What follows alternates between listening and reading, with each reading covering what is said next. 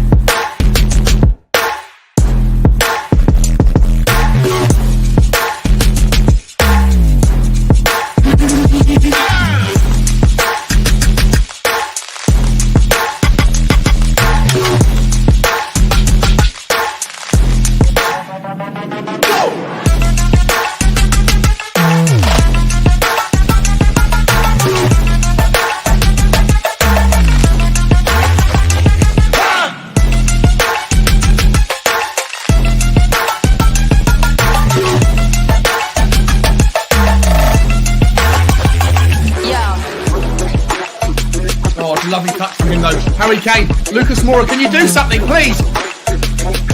Last chance, Matt Doherty! Oh, you shite! There could be from the dead to the don't fuck it up now, don't fuck it up. Go and win it! Let's go for chance! Stephen Bergwijn! Stephen Bergwijn's through! Win it, Stephen! Come on! Yes! He's won it! He's gonna win it! Oh my God! Oh my God! We did it!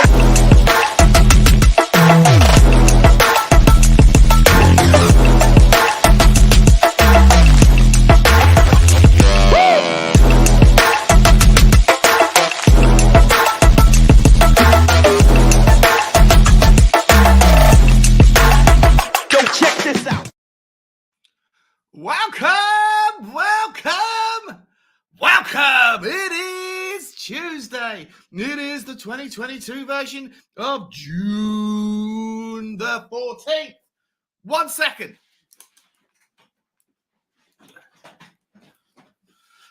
Dirty laundry on the floor is a no-no. How's everybody doing? Fresh off the back of a 5-hour stream that ended at 1:15 in the morning last night. This morning, we're back. If I'm entirely honest, as much as I'm delighted with the news, I wouldn't have minded a bit of a break. You know why, guys? Before we get into the news, actually, you know what? I'm actually not going to get. I'm going to wait and see if there's a few more people, because I want this to be heard the right way to as many people as possible. Oh, fuck it. I'll say it again in a little while. Basically, last night on the stream, we had, to start with, we had Danny the Bun Kiriakou, we had Alex Davies from THFC, and we had Sava from Sava Talk Spurs on the show. And it was billed as a controversial opinions, fight night, all that sort of thing. And it wasn't really. For the most part, it wasn't anywhere near as volatile as I thought it would be. However, that said, whilst I thought Alex was fantastic, Danny was fantastic, Sava was fantastic as guests, and later Will Stewart and Brian Daigle as well, I didn't do a very good job as host. I misrepresented what Sava said, and I think I need to. Well, I don't think I know. I need to. As someone who likes honesty. I think it's decent, that tries to stand by integrity and decency. I need to hold my hands up and say that after he left the show, because he left the show at the 2-hour mark, and I thought there was going to be plenty of time for us to go into various things. For the first 2 hours, I basically didn't give too many opinions. I let the other guys, have their say and stuff. But I wanted to challenge him on some of the things he said regarding Tottenham fans being the problem if they accept mediocrity. And I do stand by that. I do think that that's one of his opinions, and he stands by it. We've spoken this morning. However, I did misrepresent him. After he left, he didn't have a chance to defend himself. And I said things like he wants $100 million players in every position, or world-class players. He didn't say those things. I've listened to it back, and I need to retract, clarify, and apologize. I wouldn't like to be misrepresented, especially if I'm not on the stream, to be able to call it out. I think Will did a really good job of calling me out for saying it at the time, but just want to make sure everyone knows that Alex didn't say those things, and that whilst I still disagree with him that the fans are the problem for accepting mediocrity, that's his take, that's his opinion, that's fine, but you can't put words in people's mouth, and that's what I did last night. So I apologize, Sava. I hope you'll come back on the stream, and we can butt heads about various opinions going forward in the best intentions. I hope that's okay, mate. And less misrepresentation in life would be a good thing. How's everybody doing? 47 people in the house. Don't any of you have jobs? It's Tuesday at 11 o'clock in the morning. Guys, I mean, I have a job to do, but you know what? I put all of that to one side because we got some news out. We got some people joining me shortly. I'm actually going to put the link. That's why they haven't joined me already, I think. I haven't put the link in the comments. Let me get to YouTube real quick, and I will do that right now. Big news about Bissouma, guys. Big news. And also Christian Eriksen. Plus also some news out about some other left-back talk, and not who we would like. Not Kostic, but somebody else.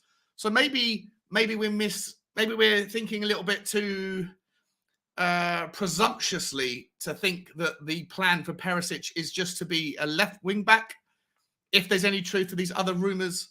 And if we're not thinking that incorrectly, then perhaps, just perhaps, ladies and gentlemen, that means that there's exit talk for Sessegnon and or Reguilon on the cards. We'll talk about that right now. Let me just put this in the link. How do I do that? There, it's done. I'm going to pin it to the top. If anyone wants to come on and join me, you're more than welcome. I know Ellie and Mark Cousins do. And speaking of Ellie, wowzers! Before we even get to the rest of the comments, Ellie's a new member of the show. Welcome to the Spurs Talk Show, puppies. Thank you very much, Ellie. I appreciate your support. Absolute superstar, the queen, my queen. Thank you so much. It means the absolute world to me. I love the support that everyone's showing me in this community as I try to improve, try to become a better host, try to make less mistakes, and try to grow the channel. It's been a fantastic journey. I'm only 6 months in. Let's find out who's in the comments. Oh, before I do that, 64 people are watching, guys. If you wouldn't mind, hit the like button, tap it, massage it, give it a little click, give it a little love. It means the world to the algorithm, which means the world to me. And also, if you haven't already, please hit the subscribe button, as we're on the march now to 1,500 or something like that. I'm not sure what we're on. Yeah, we're trying to get to 1,500, which is the next benchmark. Hottest Spurs in the house saying, woohoo! What's crack-a-lacking, Mr. Hottest Spur? It is a good day. It's a good day. Alex Hilton's also in the house saying steak, his usual entrance music. How you doing, Alex? Good to see you, my friend. Ricky's in the house saying, what's going on? We're going to get to that right now. Or unless you're saying what's going on, like, how you doing? Or are you saying what's going on as in, like, what's happening? And if that's the case, we're going to talk about that in just a second. Who else we got? El Saeed's in the house saying, good morning. Good morning to you, my friend. I hope you're well. I hope you're very well indeed. And on your bike, Scott. Scotty, always here. Always here. How you doing, man? Good to see you, buddy. Number one member. Never forget you. Mick Hermelux in the house saying, good morning, Sean. Good morning to you, Mick. Good morning to you, my friend. Anthony Gray's also in the house saying, a solid deal, I feel, for Bissouma. 100%. 100%. I'm super excited. It's not obviously confirmed by the club yet, but it's confirmed by so many sources. We're going to read through those sources in just a second. Mark, stay there, mate. I'll bring you in just a sec. Let me just grab through some of these hellos to everyone's. Abby Tricks is in the house. Big up, Abby. Good to see you, my friend. Thanks for the support last night, buddy. And the same to you, Stuart Chew is in the house as well, saying Bissouma to Spurs. Surely that's too good to be true. Yeah, we'll find out. We'll find out. RAI's in the house. It's a great deal with Bissouma, a very fine replacement for Deadwood Winksy. Indeed it is. Also, the man was in the comments last night, Luan Luati. Good morning, my friend. How you doing, buddy? How you doing? Glad we clarified everything last night. For any misunderstandings that were going on. So I know you're a friend and a fan of Sava as well. The Birdie Hotspur, big up, Sean. We are cooking. We are indeed. Sprinkle some salt on that sandwich. Make it tasty. Ron Vignac's in the house saying we already got 3 signings. It's only June the 14th. We went from signing nobody to signing everybody. To be honest, let's go. Conte isn't fucking around. That's absolutely right, mate. That's absolutely right. I was listening to, you know what? I'm actually going to bring Mark in now. Once he's blowing his nose. I'm going to bring him in because there's a few people in the comments I still haven't got to yet. And, but then let me give the doorbell. I know everyone knows who's there, but I've just got to do it. I'm kind of OCD about that. Ladies and gentlemen, please welcome to the show, my man, Mr. Scrumpy, Mark Cousins. How are you, Mark? How are we, Sean? How are we, Sean? Buzzing, mate. Absolutely. I'm tired. I'm a little bit jaded. I bet you are after last night. Yeah, 5-hour streams and also, you know, making mistakes and saying things and things. I don't like all that stuff. I hate well, that. Yeah. It is, but hopefully the apology and the acknowledgement goes somewhere. We've all said things that we sort of think, oh, I shouldn't have said that. You know? Yeah. And also going, like, you know, when you're live, right? You're live, you're streaming to 200 people or whatever it was. Once it's out, you can't take it back. All you can do is apologize and move on, right? You know? Yeah. We got somebody else in the house who wants to come in and say hello. And he's right here. I've got to do it again. I wish I wasn't OCD. Oh, fuck's sake. Ladies and gentlemen, I don't know if he's been on the show before, actually. I think he might have been on the show. But if he hasn't, then this could be a debut. Alex Hilton, Steak Uber, is in the house. Wants to come and say hi. How you doing, Hello. Alex?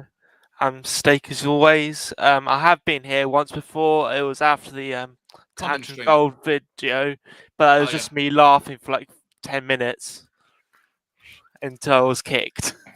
Oh, well, hopefully you learned your lesson. No, I'm only kidding. You're welcome back, buddy. Welcome back. I don't remember kicking you. If I did, I'm sorry. It was ages ago. Okay. It's good to see you, man. Anyway, let me just get through the rest what of the. Deal. Yeah, we're going to talk about that in just a second. I've just got to make sure everyone's welcomed into the stream. It's important to catch everyone. Stevie Fraser, Alex is just parroting Lee Gunner, trying to make a name that way. But good on you for clarifying, Sean, mate. Bear with me, Stevie. I've got someone in this background who could answer that right now. Welcome to the show, Alex. Oh, I didn't do the doorbell. Oh, Alex. I've broken a horrible life. Broken the habit of a lifetime. How you doing, Alex? Happy birthday, mate. Happy birthday. Yeah, thanks. Oh, happy thanks. birthday, Alex. Happy birthday. Thank you. Can you hear me? Can you hear me? We can hear you, mate. We can hear you. Oh, cool. Yeah, I mean, it's I'm pretty relaxed today, to be honest with you. I didn't really want to talk about football because really, to be honest with you, it's just a day just to reflect and just enjoy, innit, at the end of the day. Yeah. But I was just sitting there and you said that you're doing a stream and that's it. I won't lie to you. This guy is a very, very good player. Alex, but honestly, just give me 2 seconds, mate, before we get into the Bissouma news. I just got to welcome people in because it's part of the routine. And the stream wouldn't be here if it wasn't for them. Let me get to where was I? JG's in the house saying Yves St. Bissouma, keep them coming. Good to see you, my friend. Eddie Ryan's in the house as well. Who else we got? I'm going to come back to that one, mate. From Stevie Fraser, I'll give you a chance to retort on that one, Stevie. Good to see you, mate. Day off for Scotty. Ron Vignac, it's 9:55 p.m. in your country. Oh, there you go, mate. There you go. I always forget. Maybe I could go live at 6 a.m. and see which other parts of the world I could catch.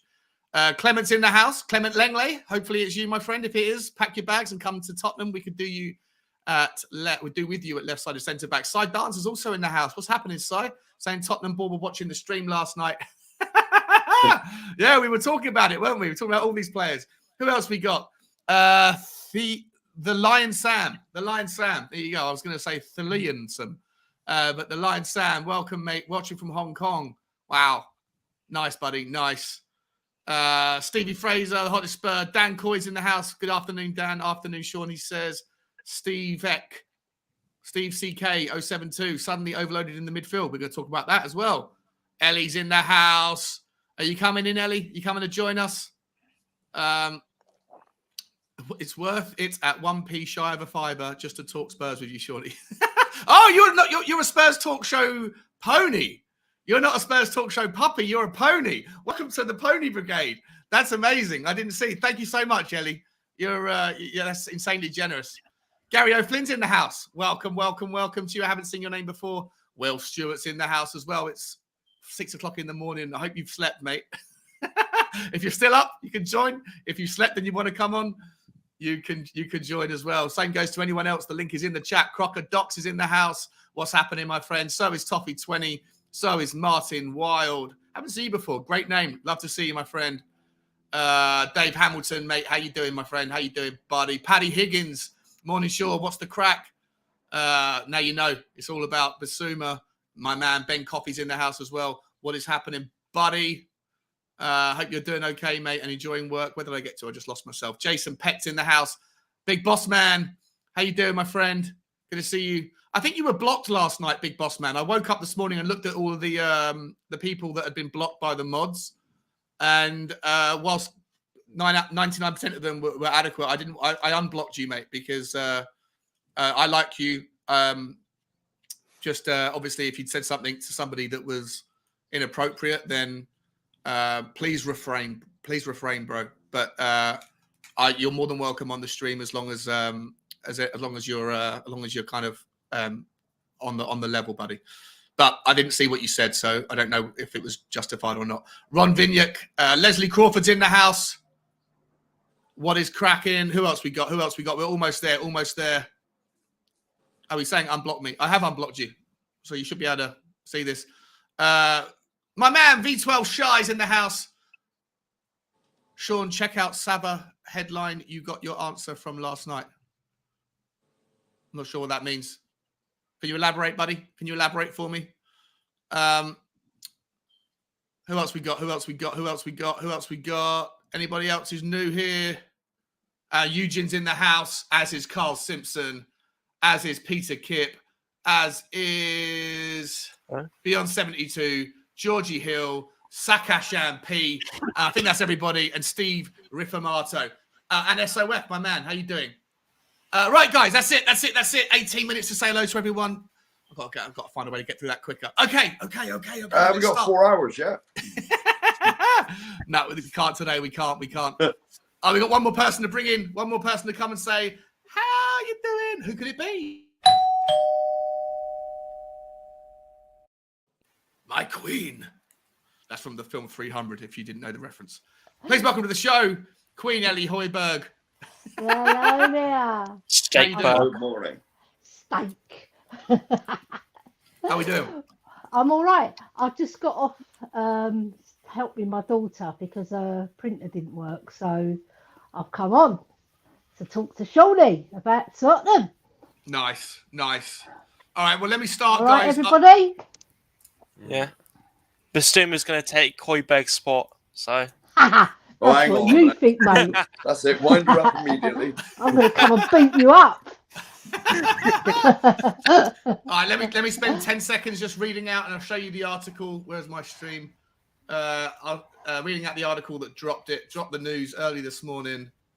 Parati, no, it's who is it? Romano as well. Yeah, but Romano dropped it from this man. What's his name? Gary Jacob from the Times. Yeah. And he says, go away, what's this thing here? Tottenham have agreed a deal worth in the region of 25 million with Brighton and Hove Albion for Yves Bissouma. The 25-year-old midfielder is set to sign a 5-year contract and is scheduled to undergo a medical on Thursday. Spurs revived their interest from January in Bissouma, who is entering the final 12 months of his contract with Brighton.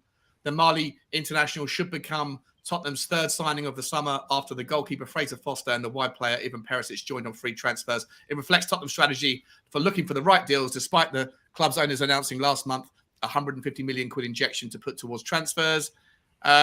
We'll just move on a little bit. Bissouma was arrested under suspicion of sexual assault in Brighton last October and was released under investigation before playing for Mali in the African Cup of Nations. He's waiting to learn the outcome of the police investigation. Remember that part, guys, because I'm going to be asking you if that affected the transfer value and or if you think that's a problem. We won't read the rest of it, but there's a little bit of last news in here. Where is it? Christian Eriksen. Should Bissouma complete his move to Spurs, Antonio Conte wants at least 4 more signings, including 2 defenders, a creative midfielder, and a forward. He would like them to arrive before the club's tour to South Korea in the middle of July. So expect more business before then. To give them a chance to work with them in pre-season, Tottenham are quietly confident of securing Christian Eriksen's return as a free agent after the midfielder's short-term deal at Brentford. Tottenham have an interest in Richarlison, the Everton forward. That's about it. Right, ladies and gentlemen. Let me bring the screen back and get rid of it. I'll start at the top. Mark, you were in first, my friend. How are you feeling about this one? Oh, it's brilliant. And doesn't it make a change? Instead of waiting for the last day of the window and then we might get a youngster in that's going to be good in 5 years, that we're actually getting proven players in for a change. Yeah. You know, I mean, it happens every window. We sign nobody. Then the last week we're linked with the entire world and we'll get some youngster for £10 million that might be good in 5 years. You know, we're getting proven players in, which is a first that I can remember for years. Years and years. What do you like about the player? Oh, well, he always bosses it against us, doesn't he? He had a hell of a game. It absolutely does, yeah. Alex made that point earlier on. We made it last night, and he made it on the football terrace a little bit earlier. I saw you, Alex. I saw you on there. What do you think about the £25 million quotation? Do you think that, like, it seems cheap to me? Seems real cheap. Seems cheap to me as well, compared to like what they wanted for what's his name, Richarlison. Yeah, 70 million for Richarlison. Jesus, no, that's mental. I mean, it's like I watched your walk thing yesterday when you were saying it's like, was it 10 million a goal? He only scored 7. Yeah, he scored 11 goals, but 4 of them were penalties. So 7 goals from open play all last season. Yeah, and he played 36 games, so he was like he was involved in nearly every game. So yeah, 10 million quid, 10 million euros a goal. Yeah. A lot of money, isn't it? Is he any better than Bissouma? I would say no, definitely not. Richarlison. Yeah. Well, I mean, they're completely different players, aren't they? Richarlison's obviously a striker, but in terms of like relativity, like the level, I think Richarlison's someone to avoid anyway. Even at 30 million, I wouldn't want him. But no, a 70 million, absolutely no way. No, definitely not. Definitely not. And it's like I said, isn't it good that we're getting it done quickly? Yeah, it's so nice, mate. It's so nice. It's going to be boring on deadline day, isn't it? Like, I used to love deadline day because Tottenham would always get like, 2 or try and get 2 or 3 players in last minute. But now we're going to get it all done before Korea tour. When Dermot's channel was up and going, I kept every morning, have we signed anyone yet? Have we signed anyone yet? That was my catchphrase. Yeah. Have we signed anyone yet? Yeah. And the answer was always no. Yeah, it was always no. And then the last day, it'd be, we've signed someone I've never heard of. I'd have to do a Danny Rose and Google him. And all right, he's 17-year-old and he might be good in 5 years. Yeah. It was like, well, that's not really inspiring, is it? It's not going to help us out. Yeah. Okay. Just quickly, before we go on, I didn't see that. Will, that's fair enough. Big boss man. Okay, that's like a yellow card, buddy. I've invited you back in, mate. But listen, you've never been a problem on my channel before. Please don't. If I see that again, then, or if one of the mods does block you again, then I'll have to leave you blocked, bro. That's outrageous. You can't do that. I didn't know that. I should have asked the guys why they blocked you, but please don't do that on my channel, mate. If that's why, that's unacceptable. Alex, how do you feel, mate? Alex? Is it me? Well, I was going to go to Steak. I was going to go to. Oh, there's two Alex, isn't there? Sorry. Oh. We'll go on. We'll come to you first, Alex Davies. I'll call Steak, and I'll call you Alex. Alex, how do you feel about it? And then we'll come to Steak next, and then we'll come to the Queen. I mean, like I say, it's levels. This is a level signing. I'm not going to get into the whole things outside of football. I'm not. I can't get into that. I'm always on the football because that's something I can't comment on. In terms of the football side of things, he's like I said, he has bantered the midfield. He's bantered our midfield all in tenfolds. Honestly, the guy, he dominates midfields, and that's it. There is a question mark whether he will be good in the Champions League. There's still question marks there because the Premier League compared to the Champions League is a different level. There's a different outlook into the Champions League. Also, he's playing 2 games a week. Can he cope with that? We don't know yet. So, you know, I'm still calm about the whole situation. Yeah, but it is a level signing. And for a good price as well. So, and it was done very quietly as well. But the deal hasn't been done yet at the end of the day, like I said. So, but it does improve our midfield. And yeah, you know, I'll be deluded if I said that this guy wasn't a very good guy because, like I said, I've seen it already in the stadium. Yeah. He's bantered our midfield, he's bantered Arsenal midfield, but that's easy to do anyway. To be honest with you, he's made Brighton's midfield world class, and keeps their midfield ticking.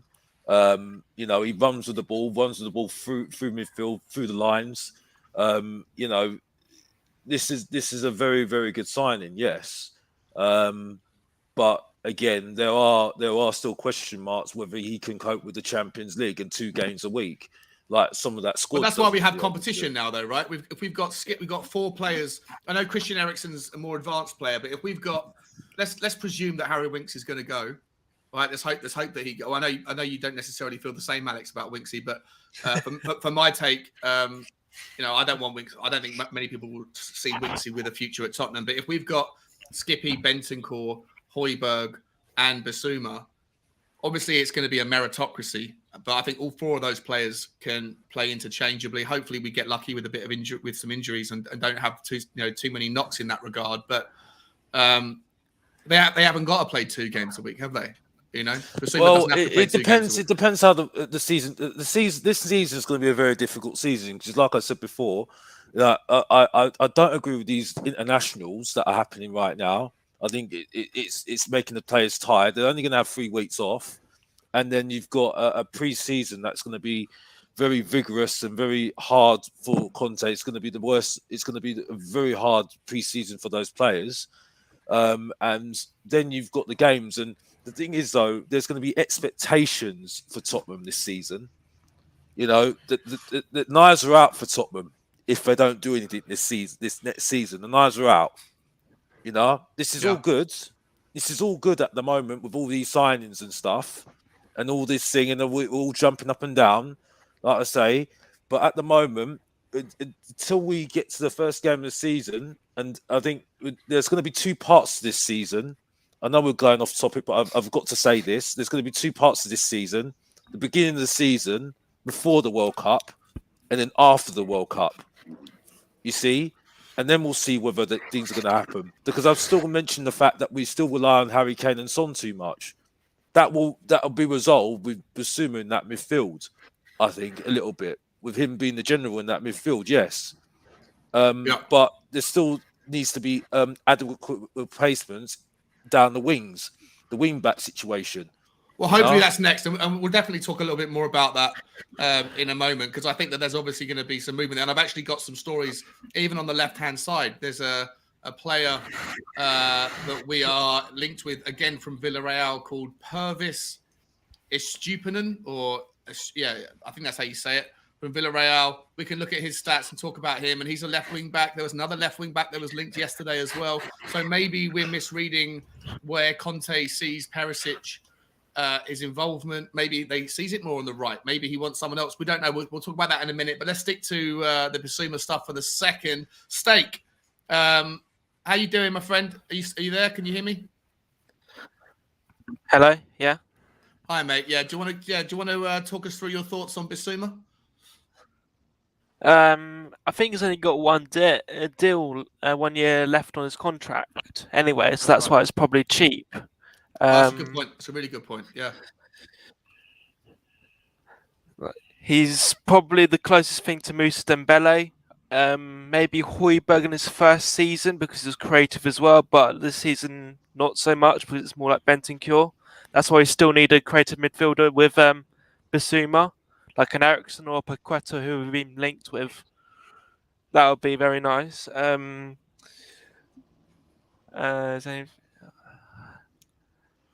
he can also score goals, what we're lacking as well. I'm going to get his stats up in a second. He's got a shot on him. Are you worried at all about his off the pitch, troubles, whatever? Obviously, he's just under investigation, right? And a lot of people get arrested for things and there's no evidence. And then the police have to arrest someone because of an accusation. And then they just get released kind of under investigation.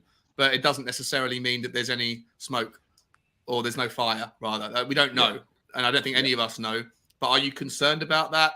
Are you, is it going to be a distract? Even if he's not guilty, even if there's nothing to it, is there going to be a distraction? Is it going to, play on his mind? I don't think it really affected his performances this season for Brighton. So, what are your thoughts on his troubles off the field?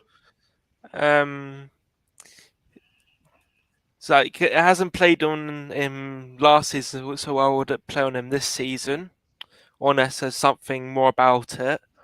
Yeah. But time will tell. Yeah. All right. Okay. Thanks, mate. Queen Ellie, are you there? Yes, I'm here. I'm listening to all the chit chat. Right. It's your turn. It's your turn, my queen. Yeah. Well, I'm very happy because he's a very decent player. He's very strong in the tackle. He's a bit like Dembele, I heard. He is a bit like Dembele. He can drive forward as well. He's got a shot on him, but he doesn't score because I checked his stats. I think he's only scored 1 goal in 2 seasons. So he's not a goal scorer, but that's not what we bought him in for. We bought him in to be like a Højbjerg plus a bit more. How do you? Are you worried about Højbjerg's? I know he's your boy. Are you worried about his starting spot now, or are you happy with the competition? I am, and I'm not. I'll explain why. Right, because we need a squad. We've got a lot of games to play: Champions League, Prem, FA Cup, League Cup. So it's going to be a rotation like Liverpool do, and all the successful teams get by with their rotation. We need to do the same.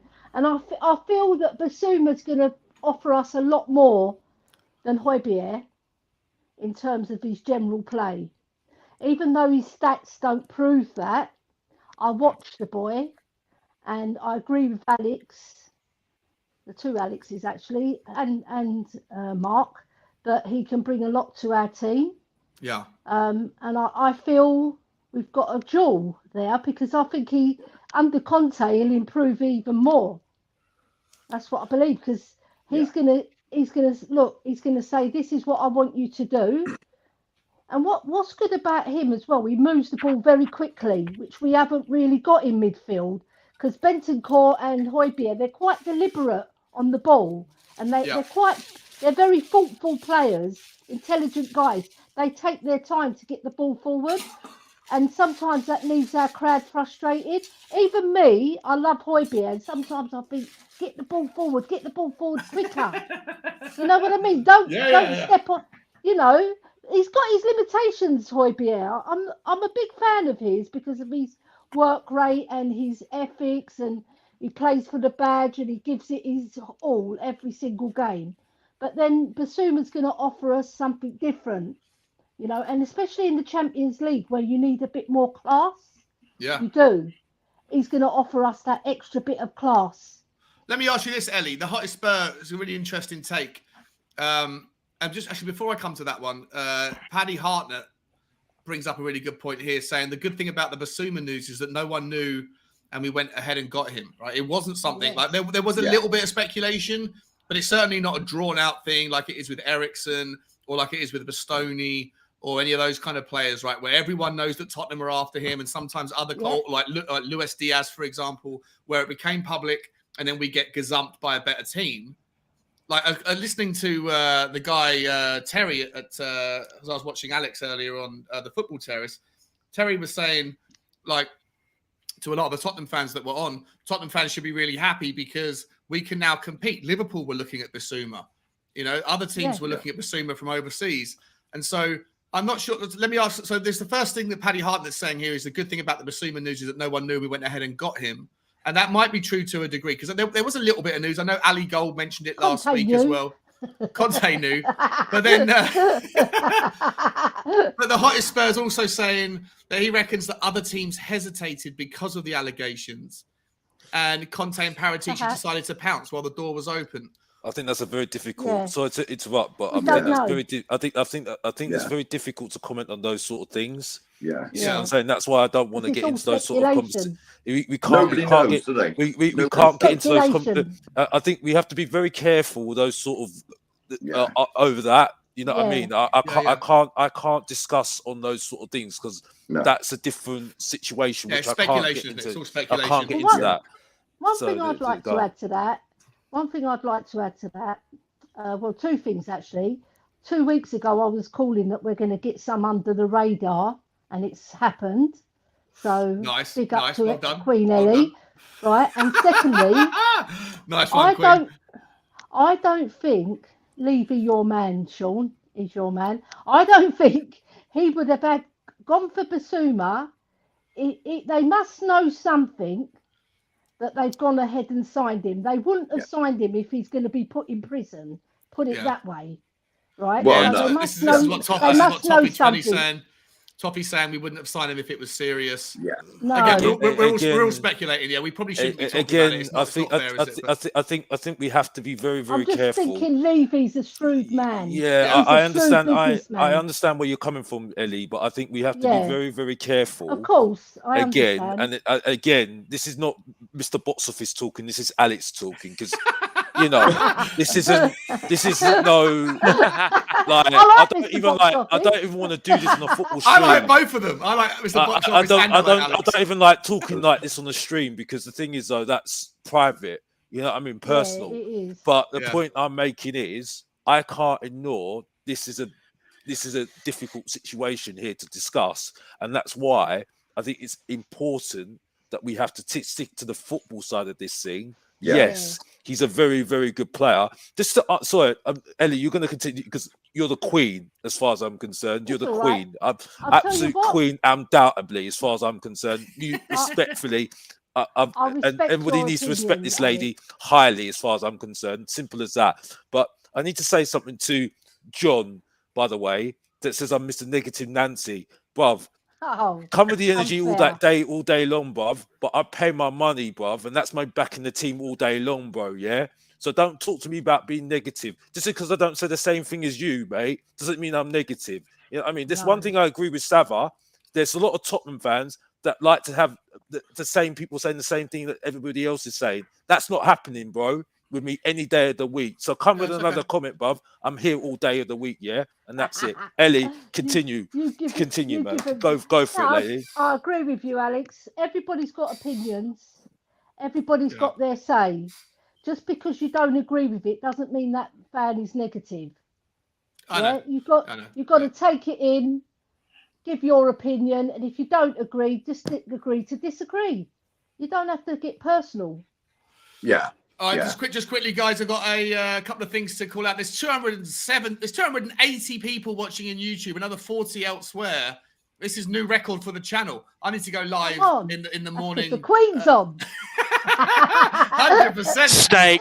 If you haven't already, guys, this is new record. I thank you to everyone in the panel for being a part of this. Thank you to everyone on the stream who's watching. If you haven't already, guys, please hit the like button and the subscribe button. It would mean the world to me. Thank you so much. And I want to come back to Leslie's comment in a second, but I just want to quickly call out this super chat from N Cotter THFC. My man, he's back. How you doing, buddy? It's good to see you, my friend. He's saying, oi, oi, how's things, man? Been a hot minute since I've been able to catch a stream. Hope all is well. mate, all is very well, especially today, waking up to the news that we signed. I'm not going to say he's nowhere near world class, but he's a drastic improvement on, let's say, Harry Winks. He gives us options and competition in midfield. And now people like Bentancur and Højbjerg, not that I feel like they've ever rested on their laurels. In Bentancur's 4 months with the club, he's only ever put in a really good shift. And Højbjerg's played literally every minute of the last 2 seasons because he's an absolute beast of a Viking. But if there was any element in their mind that their position is safe in the team next season, then now they might not necessarily have that confidence, and that can only be a good thing. Competition inspires performances, and the threat of losing your space invokes a different kind of caliber of performance and energy. And so it's a wonderful thing. It makes you up your level. It makes you up your level. That's why listen, Harry Kane, for example, as much as Harry Kane is instrumental in all of our season's successes, the one thing that you have to acknowledge is with our forward line, there's competition, but there's no competition. Sonny and Harry Kane, their places are set and certain. And so it would be ideal if we could go and sign someone who is going to threaten their spaces so they can't drop their performances. That would be even better again. But Mr. Cotter, absolute legend, mate. Thank you so much for the super chat. Big up, bro. It's great to see you back. Can you imagine, for instance, I know we were never going to sign him, but if we'd have signed Haaland. You know what I mean? I don't rate him. No. Yeah. I know that's stupid. I don't rate him. I know that's stupid, and we would never have signed him. But can you imagine what I would have done to Harry Kane? He'd be like, "Oh shit!" But I don't rate him, bro. What about Sonny as well? Sonny would be I don't rate Haaland. I honestly don't rate Haaland. I don't rate Haaland at all. Well, we'll see what happens with Haaland.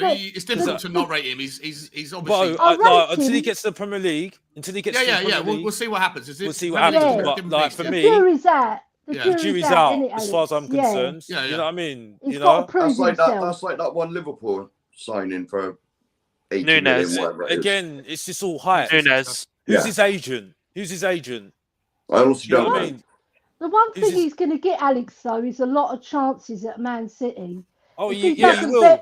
If he doesn't bury one a game, he'll be pretty useless. No, because they usually share the goals around because they won't. Yeah, I know, but I mean, Haaland's a proven top goal scorer in the Bundesliga. So if he doesn't get one goal at least every other game, even. So 38 goals. They're making so much hype about Lukaku. Look how he's flopped. Exactly. Yeah. Look how he's flopped. Chelsea can't get rid of him quick enough. I'm sorry. You know what I mean? I'm sorry. It's like the whole thing of like with Richarlison. Like it's just like, yeah. Yeah, they're trying to get rid of him. It's like I'm like, what? It's like what? You know what I mean? It's like they're just random. They're just randoms. To be fair, Patrick Schick. I just hope Sonny outscores him. That'd be good, wouldn't it? Let me bring us back on. We talked just whilst I was away. We're still talking about Haaland, are we? Yeah, it's a little bit. Don't worry. Yeah, don't worry. Yeah. Let me ask you this question. I'll come back to you, Mark, first on this one, mate. Leslie Crawford, interesting point. He or she, I'm not sure, is saying it shows how important getting 4th place was. No. He wanted Champions League football. If that other lot hadn't bottled it, he could have ended up there. Like, Bissouma was a massive target for Arsenal. Yes, it was. Yeah.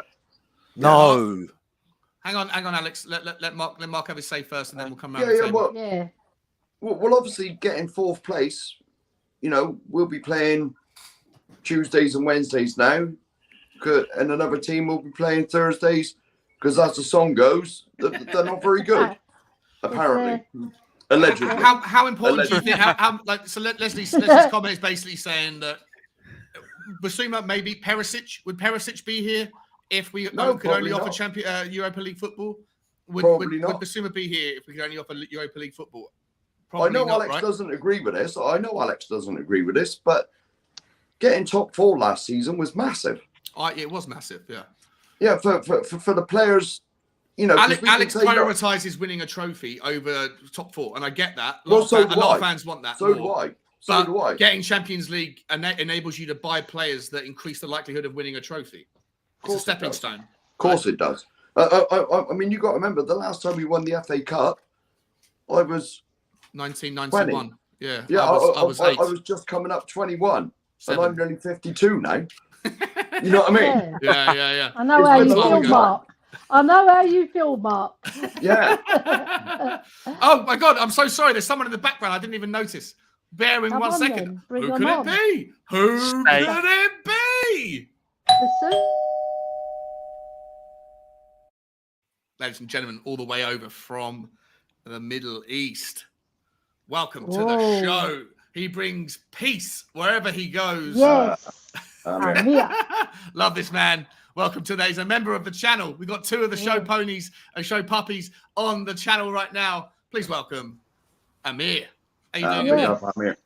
I'm good. I'm good. How's everyone doing? Is it Amir or Amir?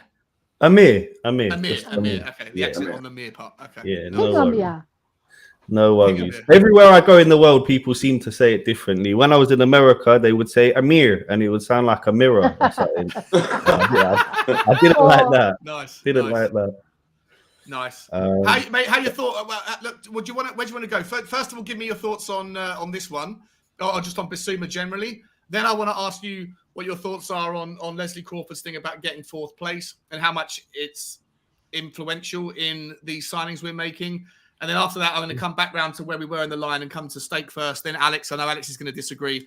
And then to the Queen to round up the talking point.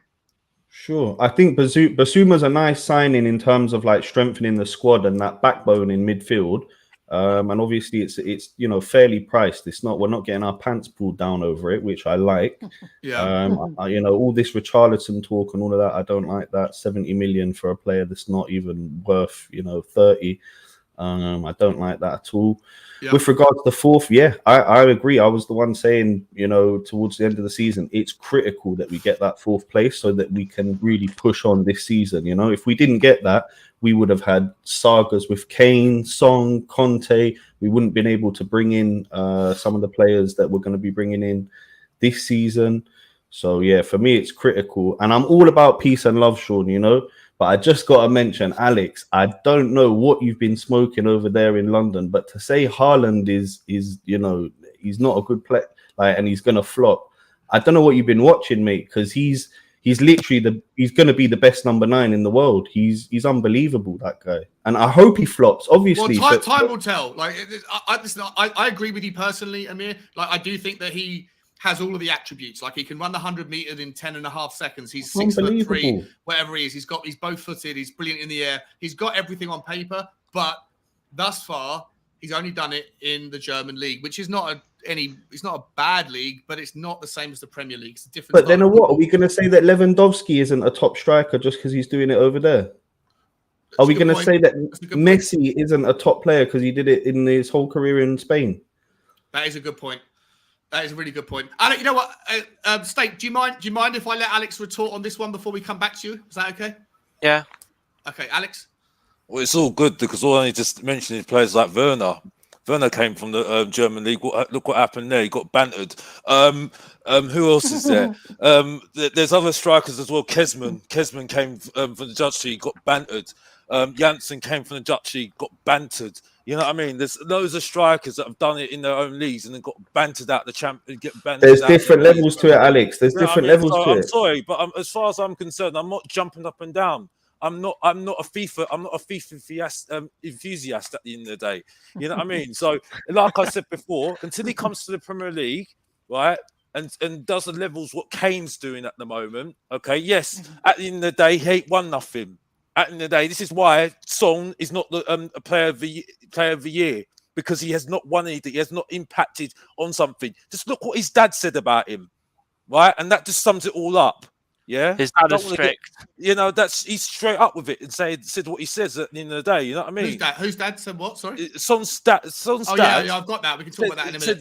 We'll say what he said about Son. He needs to do more. We'll that's from his father. Yeah, and I'm trying to say this in a respectful way because that's a personal thing that he's got. Well, we're going to come on. We're going to come on. My point is, in a minute. My point is, okay, it's ridiculous. It's a myth about Champions League. Look at Manchester United. Manchester United got fourth how many times? Look what they've done since. Nothing. Absolutely nothing. They're going down. They're going down, bro. Another great club to talk about, the greatest club in the world we talk about because they've got the best young team in the world is Arsenal. Arsenal got 4th. What did they do? Oh, got the FA Cup. That's all they got. So don't tell me about, Champions League's going to get you this, Champions League's going to do that. You've been listening to AFTV a little bit too much, haven't you? Champions League's going to do this, Champions League's going to do that, Champions League's going to do this. It's trophies what's going to do it. No, Carabao Cup's not going to do nothing Alex, for us. Listen, I understand that you think the qualification into a tournament that you haven't won is not the same as winning a trophy. I get it. I understand your point. But will you at least concede or acknowledge, will you at least acknowledge that there is a draw to top players wanting to play at the highest level, and the Champions League is the highest level? And so by finishing 4th versus finishing 5th, we can at least attract a higher caliber of player who would consider the Champions League to be important.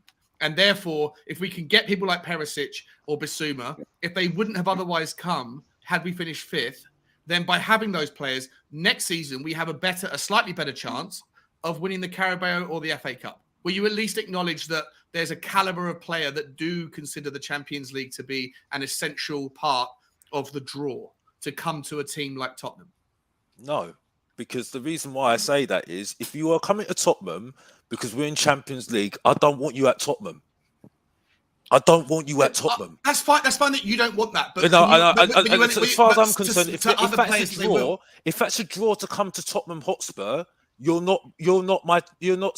want you at my club. And that's okay that you don't want them because if we're not in Champions League next year, what's going to happen?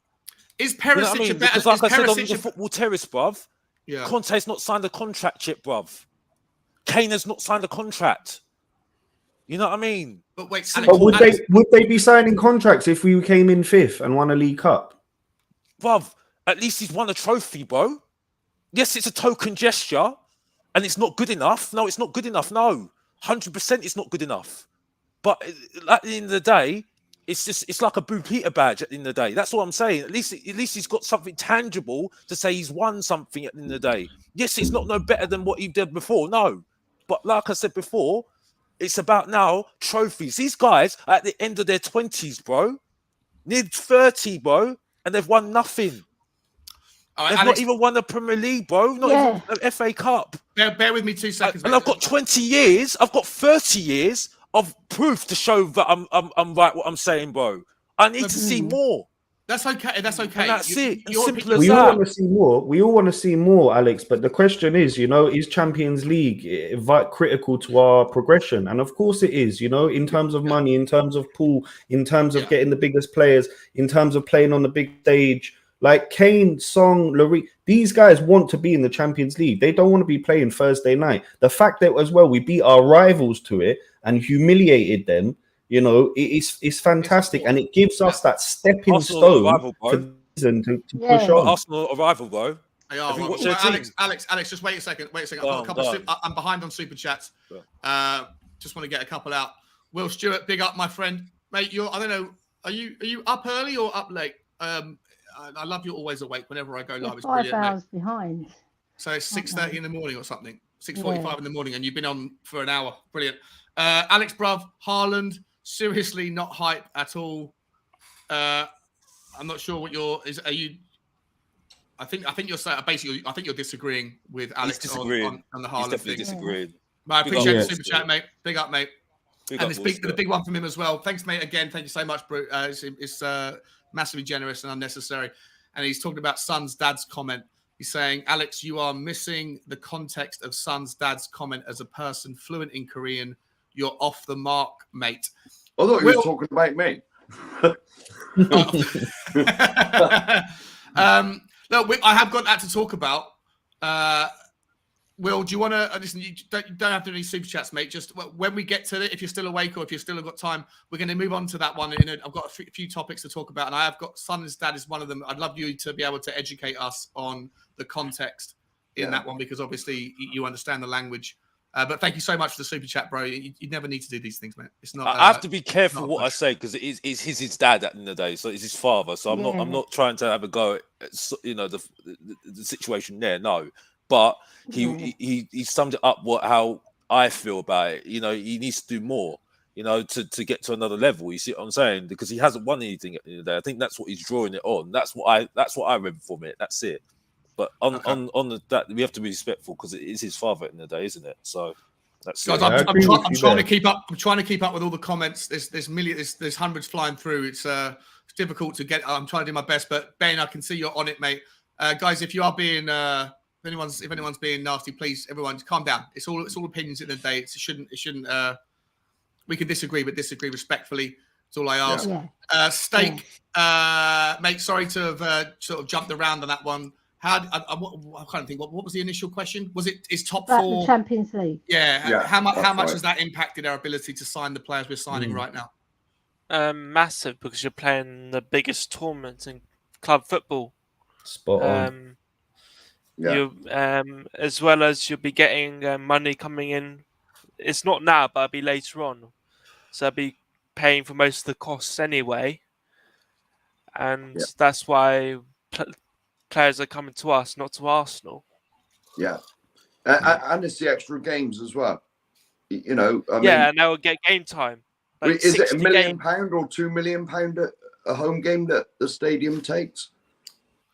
And you got to remember all them Champions League games. Sorry, 100 million. What was that you said? Sorry. Is it £1 million or £2 million we make every home game? No, it's £2.5 million is the predicted revenue from like match day receipts. I think you get 1.6 million from like beer sales and stuff, but that's not profit.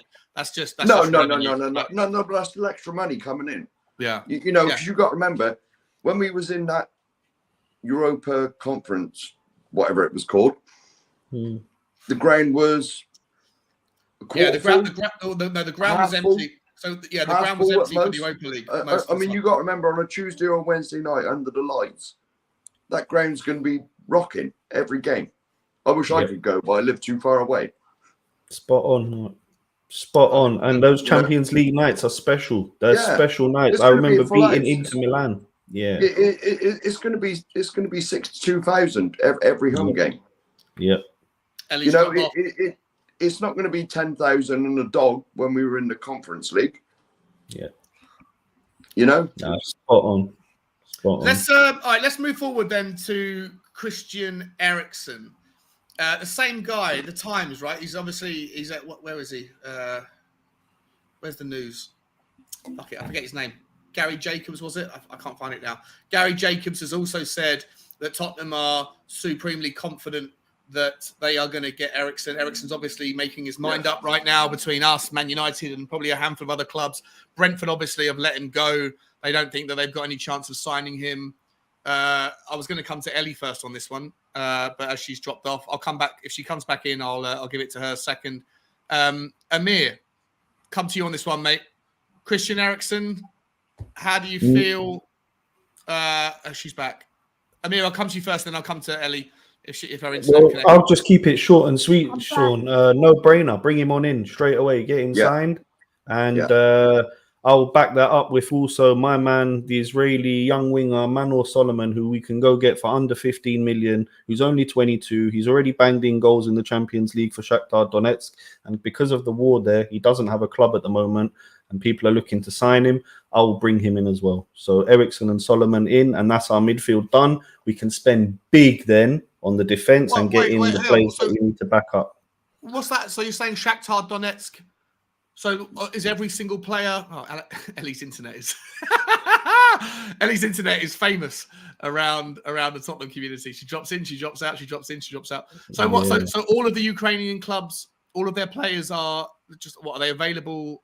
Pretty much. You've still got to pay the clubs, but they're not playing football obviously right now. Yeah, they're not playing football and they're available. And this kid is a real star. He's only 22. He scored against Real Madrid. He's got goals in the Champions League, and he will be like the next Ben Ayoun, if you know. I'm not the same position that Ben Ayoun plays, but in terms of next decade in the top leagues and banging goals for the national team, his ceiling's very high.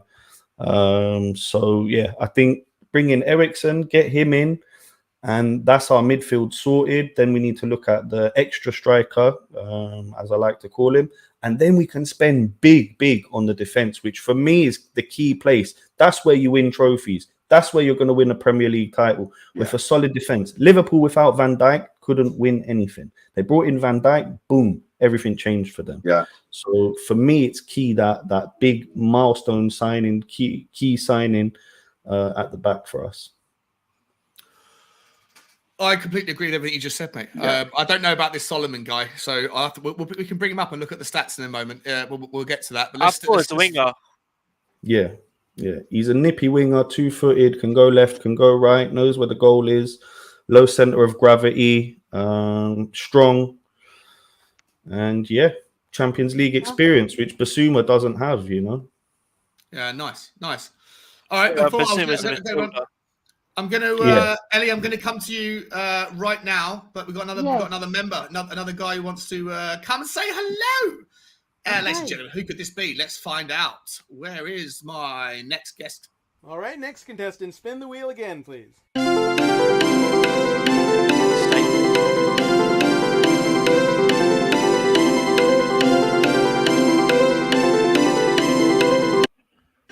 What's happened? Ladies and gentlemen, please welcome back to the channel. I love this guy. He's an absolute sweetheart. He calms everything down and he makes sense in a million different ways. Welcome back, Bob Spur from Bob Spur TV. Go on, Bobby. Steak. Good morning. Morning. Oh, there's a bit of a echo. Can everyone hear the echo? Yeah, I can. Yeah. Can you? Bob, I think you've got two microphones connected. Let's have a look, mate. Let's have a look. I'll tell you what. Give me 2 minutes. I'll come back on, buddy. All right. All right, buddy. Nice one. Cheers. And just like that, we lost Ellie as well. All right, let's go to. Oh, she's back. Let's get her before she drops out again. There we go. Ellie. Bloody hell. I know. Your internet is famous. Do you live in I don't know, in a tunnel or a basement or the moon or something? What's going on with your internet? I think she's gone again. All right, I'm going to come to, let's go to Steak on Christian Eriksen, and then we'll come to Alex, and then we'll come to Mark. Christian Eriksen, are you happy? Do you want him back? Is there a problem with the nostalgia, the sentimentality of it all? Are you worried about his health? How do you feel about it, mate? I'm happy that he's going to be back, but we need another midfielder, a creative one there with him, just in case there is a problem with him. But at Brentford, he's been class. He'll fix that creative issue what we have. Yeah, that's what I said with Bissouma. So you feel yeah, okay. So it's two massive improvements. Bring a Paqueta with him as well. You're a fan of Paqueta, are you? Yeah. I don't know too much about Paqueta. I've got his stats up. We're going to get to that in a second, because we can talk about him as well. Is he? What sort of is Paqueta and Eriksen are? They're not going to be competing with Bissouma or Højbjerg or Bentancur or Skip. They're competing. If we bring in Eriksen and we bring in Paqueta, they're playing that 10 role, do they? No, they can play in the midfield as well, because that's where Eriksen played, and I think Paqueta can play there as well. So you have one more defensive midfielder, and then you have a more a creative-minded one, and they both need to be hard-working to make up that third midfielder. Yeah. Okay. I mean, so Jay Ashraf's in the house. Evening, Jay. Hope you're okay, mate, or morning. I'm not sure where you are in the world. He's saying top show last night. Please get Sapa back on again. I don't know if he sent me a message this morning saying he didn't want to come back on the stream because of the way I misrepresented him, but we've spoken since and we've cleared the air. So hopefully he will come back on. But one of the things that I disagreed with him on last night was when he said that, I said to him, if we're playing a 3-4-3 and we've only got two midfielders in the double pivot, would you rather have Skippy or Eriksen in that role? If you're playing a specific 3-4-3, and having Eriksen in would mean that you've got all that responsibility defensively on whoever the alternative would be, Højbjerg or Bentancur or Skip or whatever else. And he said he would still rather have Eriksen and then one of those holding midfielders. That's something I want to debate with him, because I'm sorry, I bat skip. I bat skip all day long. Yeah. I'm sorry. This guy, I'm telling you now, right? Yeah. Now listen to Alex to go, because this guy's watched him. He's bantered the championship. Yeah.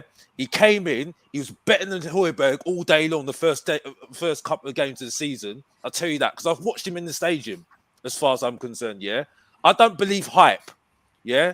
I don't believe hype. But when I see something, and I see it how many times consistently, I know what I'm talking about. Yeah. Okay, Højbjerg's been okay. He's getting good, yeah. But I think the confidence from Bentancur coming in has helped him a lot. Okay, yeah. But this guy, okay, he's the future captain of Tottenham. No, I agree with you. I'm going as far as I'll put my neck on the line. He will outlast Højbjerg 110%. I agree, because he's just got a new contract. We're here to make statements here and put on it and run with it. I make statements when I make statements, and that's it.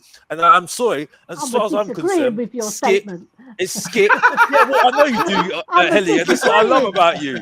This is what I love about you, because you always back your man Højbjerg. But I will always say to you, Skip made him look good. Like Romero makes Dyer look good, because they said that Dyer should be in the England squad. You're having a laugh. The guy got twisted against Norwich, bruv. He got twisted against Norwich. I watched it all day long, bruv. He was the weakest link on that defence, man, all day long, bro. Sanchez was looking even better than him, bro. Alex, I think you'd slot into that England squad. Go on, Amir. Go on. Sorry, Amir. Do apologise. Alex and Winks in the midfield. England. Go on, Amir, because you want to say something.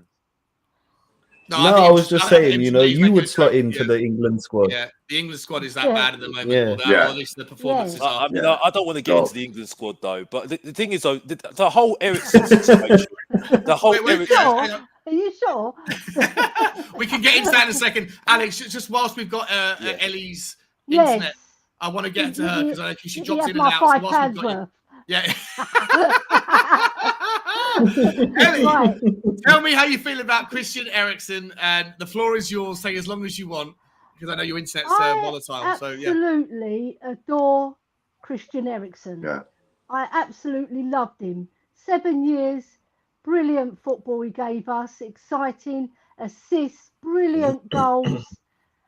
And then the last season he went a bit sour, didn't he, for the last 6 months of the contract, because he wanted to leave. Yeah. But I forgive him, because why do you forgive him for that? Why do you forgive him for that? Oh. Ellie? Oh, no. No, go on again. I feel like I'd rather cancel Ellie's membership, and I'll pay her to get her a better internet. Yeah. There must be some internet provider out there that can sort out her. It must be such a headache for someone that's such a passionate Spurs fan and participates in so much of the community, to not be able to get her voice heard when she comes on. Must be so bloody frustrating. Right. It must be. We need to get her some fibre optic wires, Shawnee. Crowdfunding. Fibre optic. She's back. Yeah. So basically, I was saying I forgive him, because I'm a very forgiving person in general anyway. And you can't be too emotional and sentimental in football. He's a class player. Why wouldn't we want to bring a class player into our midfield to add a new dimension? We can't have one-trick ponies. Højbjerg, Skip, Bentancur, they all offer similar things, but Eriksen can give you that panache.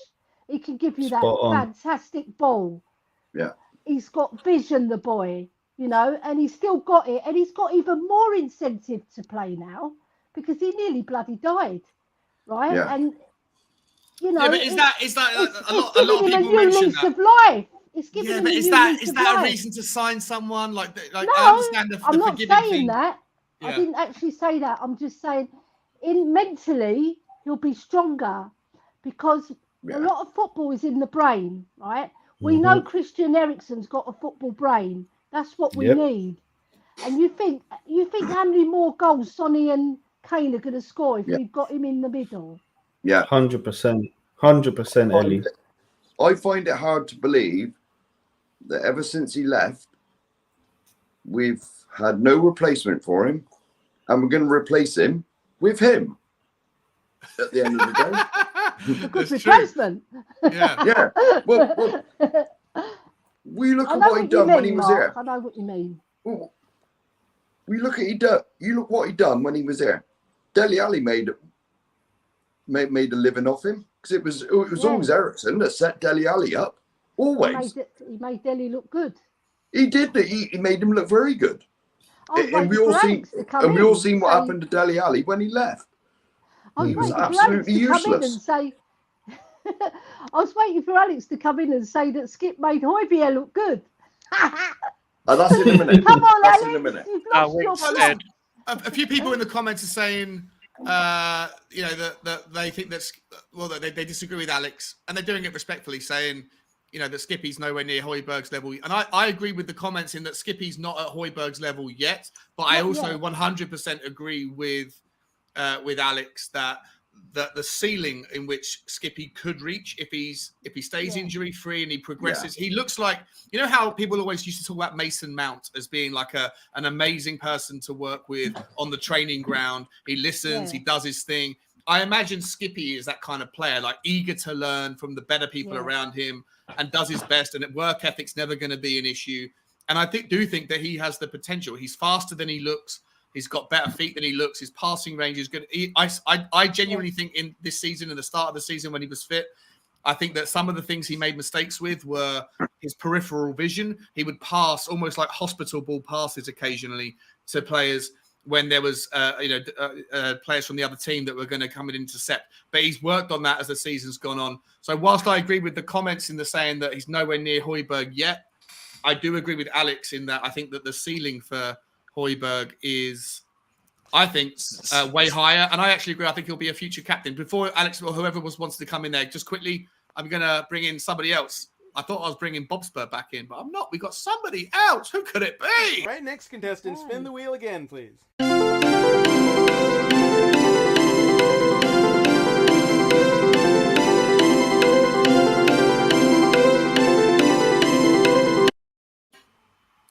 I've just seen his private chat saying he wants to hang around in the background, but no.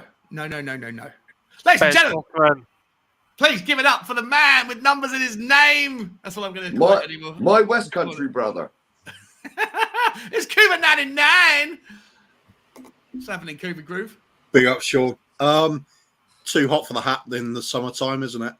Yeah, I'm wearing a baseball cap back to front today because I'm trying to be cool. Trying to be 18 again. Backstreet Boys. Yes, good to see the great panel on this morning. Nice lot of variety in people, and wild. Really brilliant. Amir, always pleased to see you, mate. He's got. Nice Vancouver, top man. One of the most calming, reassuring voices on the internet, I think, with Amir. Yeah. You should be on radio, bro. You're not Alex, loving your usual style. Come in, blast everybody away with your opinions. Big up, Alex. Let it fly. I love that. Just keep going, mate. Big up, Alex. I don't agree with you. It makes it a bit of fun for everybody, I think. Exactly. Yeah. Kuba, just quickly, what's your thoughts on Bissouma? How happy are you? Also, I just want to say big up to Dermot, the latest member, or not the latest, but recently, as of last night, new member of the Spurs Talk Show Puppies Club. Thanks, Dermot. Appreciate your support, my friend. You never needed to do that. None of you ever need to do any of those things, but I do appreciate the support. It means the world. And before I get to quickly, Kuba, I just also want to shout out to Ben Kaufman in the comments. You are doing a fucking brilliant job with the moderating, man. You're like keeping everyone calm. I don't know if you're blocking people. I can't tell that stuff, but you're calming everyone down every time you get. You're a brilliant moderator, and I really appreciate your. I'm a mod on Sabbath Street. I'm a moderator on his stream. Yeah, nice. He made me a mod. I don't think anyone's ever made me a mod. I think last night it was Ben and Bobby K, was it, doing the moderating? Yeah, and Will Stewart, yeah. Oh, yeah, well, between the three of them, they had their hands full there. Yeah, it was crazy last night. Crazy. But, good stuff. Bissouma, love it. Brilliant. It reminds me of a Wanyama signing, because he used to do the same thing and he would just shut teams down against us. I was just talking to Bob Spur very briefly. We mentioned it in a WhatsApp chat. Bissouma was Mark Kane out of the game, and then I extended that and said, no, just shut our midfield down. We had nothing going through the midfield. He was everywhere. There's very few players that are capable of doing that. There's Kante, Bissouma seems to do it.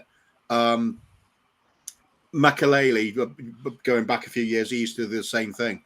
But it's such a rare sort of talent, and it's halfway to getting a replacement for Dembele. So I think that is a hell of a signing. Although there's very, very few players are ever going to match up with Dembele and overall, but I think Bissouma's coming close. So I think that's a great signing. Eriksen on top of that, if Eriksen, you're not as big a fan of him, are you? Oh no, I think Eriksen's a fantastic player.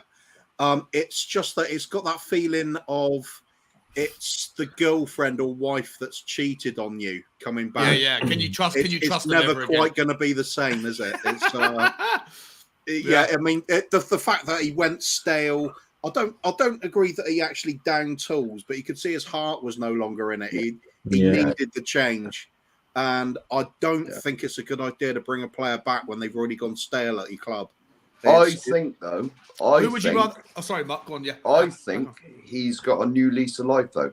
After he died for 2 or 3 minutes on the pitch, I think football is very much a secondary thing now. He's just happy to be alive. Yeah. You know, and it's pretty in perspective what it means. You know, so what he did for Brentford as well, guys. You've got to consider what he's done for Brentford since he went there. He's not He's not come into Brentford and not made an impression. They want to actually. Well, I think that was a change of his attitude. That was the change in his attitude. I think I'd actually like to see him stay at Brentford. I think they will get a lot more out of him. He'll be a lot more appreciated by both club and fans. He'll get a lot more game time, and he'll just revel in it. Being the big fish in a smaller pool, brilliant move for him. I mean, he's still playing in the Premier League and playing against some of the best players in the world. So, no problem for him. Kuva, I get that. Kuva, I get that. I get that he could do well there, but do you not think that he'd really help us out in terms of a squad player, like in the League Cup, in the early rounds of the FA Cup, in the Champions League? If we've got through team, if we're like, points were safe, he can come in and just do the business, and with his little wand of a leg, Yeah, ability-wise, I've got no doubt about him at all. I think he's a fantastic player. But like I said, he did go stale with us. I think there's a bit of a warning flag there for me. I don't know. I get that. I'll get that. I'll love him otherwise. I mean, there is a bet.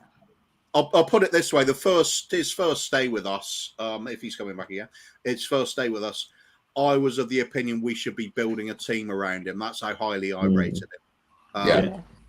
But that time has gone. I'm not sure. Have you seen him play for Denmark, Sorry? Have you seen him play for Denmark? He's been playing brilliant for Denmark as well, against better opposition than the Brentford. They're not going to be. They're not top class players. When he plays for Denmark, they're a notch up. So, and he's been excelling even on that notch up. I think Mark kind of hits it on the head, saying it's a new lease of life. It's literally a new lease of life. Okay, but let me ask you this, right? Let me ask you this, Cooper. If you're someone who's saying you're not entirely, and I get it, bringing back people and the kind of tainted girlfriend, tainted boyfriend, whatever you want to call it, right? Like, do you trust him anymore? Is it going to work out? How many players have come back for a second run at Tottenham in the past after they had their first run? Teddy Sheringham was one.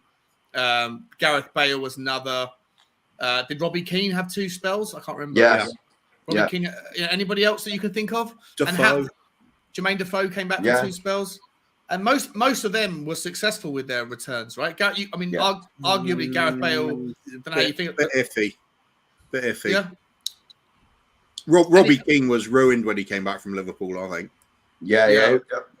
It broke his heart, didn't it? Because that was his boyhood club. Yeah, I agree with that. And he was a failure at Liverpool. And I think it ruined him. Yeah. Jurgen Klinsmann, did he come back, did he? Yep. Yes. Oh, he did, he didn't has he? 2 spells. And Peter Crouch. Their club. Most of these people are club legends. Most of these names we just mentioned are club legends, right? And so, but how many of them had successful second spells? I can't remember. I don't know. Did Jurgen Klinsmann do much in his second spell? Yeah, he Not helped really. keep us up. Yeah. He helped keep us up. Yeah, especially, yeah. That's right. especially against Wimbledon. I think he scored 4 goals at Wimbledon or something. That's like right. that. Yeah. We finished 16th that year, didn't we? Or 17th? Yeah, just without those goals from him, that could have been a pretty grim season. Didn't we win at Bolton? We won away at Bolton, 2-1 or 2-0 or something, right. and it kept us up. Was it Bolton or was it Oldham? Oldham. You're Yeah, right, Cooper. yeah. Oldham. That's right. I knew it was somewhere up north. Think that was a Vinny sideways goal in that game as well. Yes. Yeah. The one.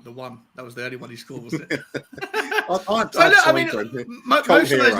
Most of those names that have come back, most of them have done well. I don't know how you guys feel about Bale's return last season, but he did bang in. How many goals did he get? 11, wasn't it? Was it 11? Yeah. Mm-hmm. And he only played in half a season. So I don't know. For me, would you say they did well or that they were received well? Because there's a big difference. Yeah, that's a good point.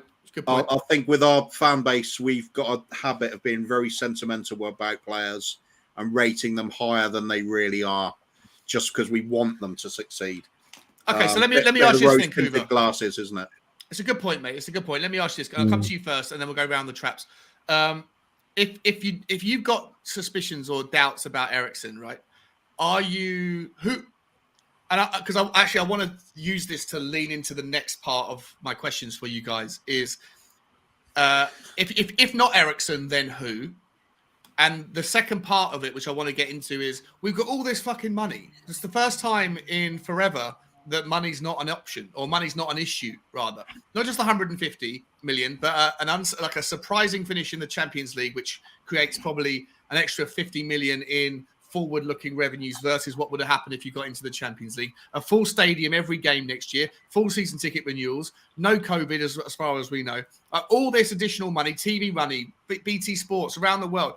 Like, first time ever money's not been a problem, and yet we haven't spent any of it. We spent none of it. Perisic on a free, Foster on a free, Bissouma 25 million. Like, that's cheap if it's happening. Jed Spence, I don't know how you feel about that one, but that's not a particularly massive signing. So if not Eriksen, then who? And if Eriksen, then where do we spend the fucking money? We've got money burning a hole in our pocket. Where do we go with it? Get excited. Make me excited, boys. If I was going to make a big name signing to cover that sort of position, let's go for Chiesa. Chiesa from Juventus? Yeah. No. Yeah, Juventus. Yeah. I mean, wow. What a player. That would really be something. But I mean, he's going to cost a fortune. Barella.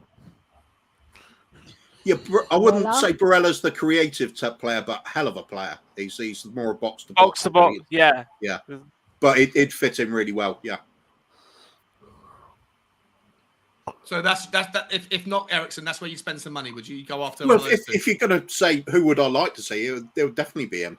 He's got it all. Let me ask this though: if we did get Eriksen in, and let's presume that it might happen, then of the 4 signings we've made, only one of them has cost 25 million. Does that then increase the likelihood of us going back to Inter and going to Inter? Here's 65, 70 million, whatever you want. I'm going to pay you a number. I'm going to make you an offer you can't refuse, essentially, and then pay Bastoni a weekly wage that he can't refuse. Or do you go, fuck that, I'll go after Pau Torres or I'll go after Lenglet or whoever else, and then you go and try and get Hakimi and go and say to Paris Saint-Germain, here's 80 million, 90 million. Is that somewhere where we go and spend the money? We've got all this fucking money, and all I'm seeing is free transfers. Yeah, I mean, I'd still buy 2 wing backs, 2 quality wing backs. Yeah. Yeah. All right, Mark, I'll come to you, mate. How do you want to see it spent? Bring Eriksen in immediately. Okay. Immediate. That's a no-brainer. Yeah, I agree. It is. Yeah. For free, it's a no-brainer. Now, the thing we need is the wing backs. That's what we need. Yeah. So just, I don't know, 50 million a wing back, and you've still got 50 million left. You know, So I think we still got more than that. Like, I know Well, that you have to factor in like transfer fees plus salaries, right? So if you've got like a 300 million budget, basically it's 150 for transfers and then 150 for the salaries and the contract, all that stuff. So it's not as simple as just thinking, that number is just for transfer fees. It's not.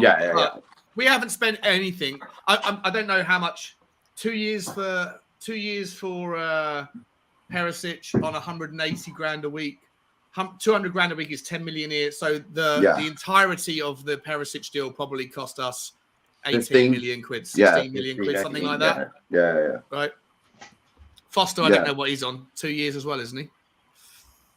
Who? 2 years of Forster the goalie, probably 2 years on 2 years at like 50 grand a week, probably 40 grand a week. He's not much more than that, is he? Yeah, no. not a lot. No. It's the wing backs that we must get sorted. I'm not overly inspired by that Jed Spence. No. He's done nothing. He's done nothing. He had one good game against Arsenal, and suddenly our fans love him. Yeah. He's potential, isn't he, Mark? He's potential. See, you cannot tell me that Conte was sat in his office with Paratici, and they said, right, we need a new right wing back. Let's get Jed Spence. He's top of the list. No, definitely not. I agree with you there, Mark. You know what I mean? That's definitely not. I think he sort of ticks the boxes for a player that can be moulded into that player. Yes. Yeah. Well, I think that's what we're probably getting him for. But the one big tick is the homegrown box. Yeah. You know what I mean? Because we're lacking on that a little bit. What for Jed Spence? We only need one or two, though, don't we? We need one or two for the. We've got Foster coming in, right? Yeah. You got to remember, right? You can put 11 players out on the pitch in the Champions League that are all foreign. There's no You just have to have like some players on the bench that are English. It's a depth of the squad, isn't it? Yeah. In that 20-man squad you name, whatever it is for the Champions League, you've got so many 25-man squad. Yeah, 17 of them can be foreigners. Yeah. Yeah, we're always looking at it the wrong way, aren't we? When they say eight homegrown players, what we really mean is it's a cap on 17 foreign players. Yeah. Yes. Because you could have no homegrown players and just do all academy players going on. Yeah. Bob Spur TV has got some breaking news.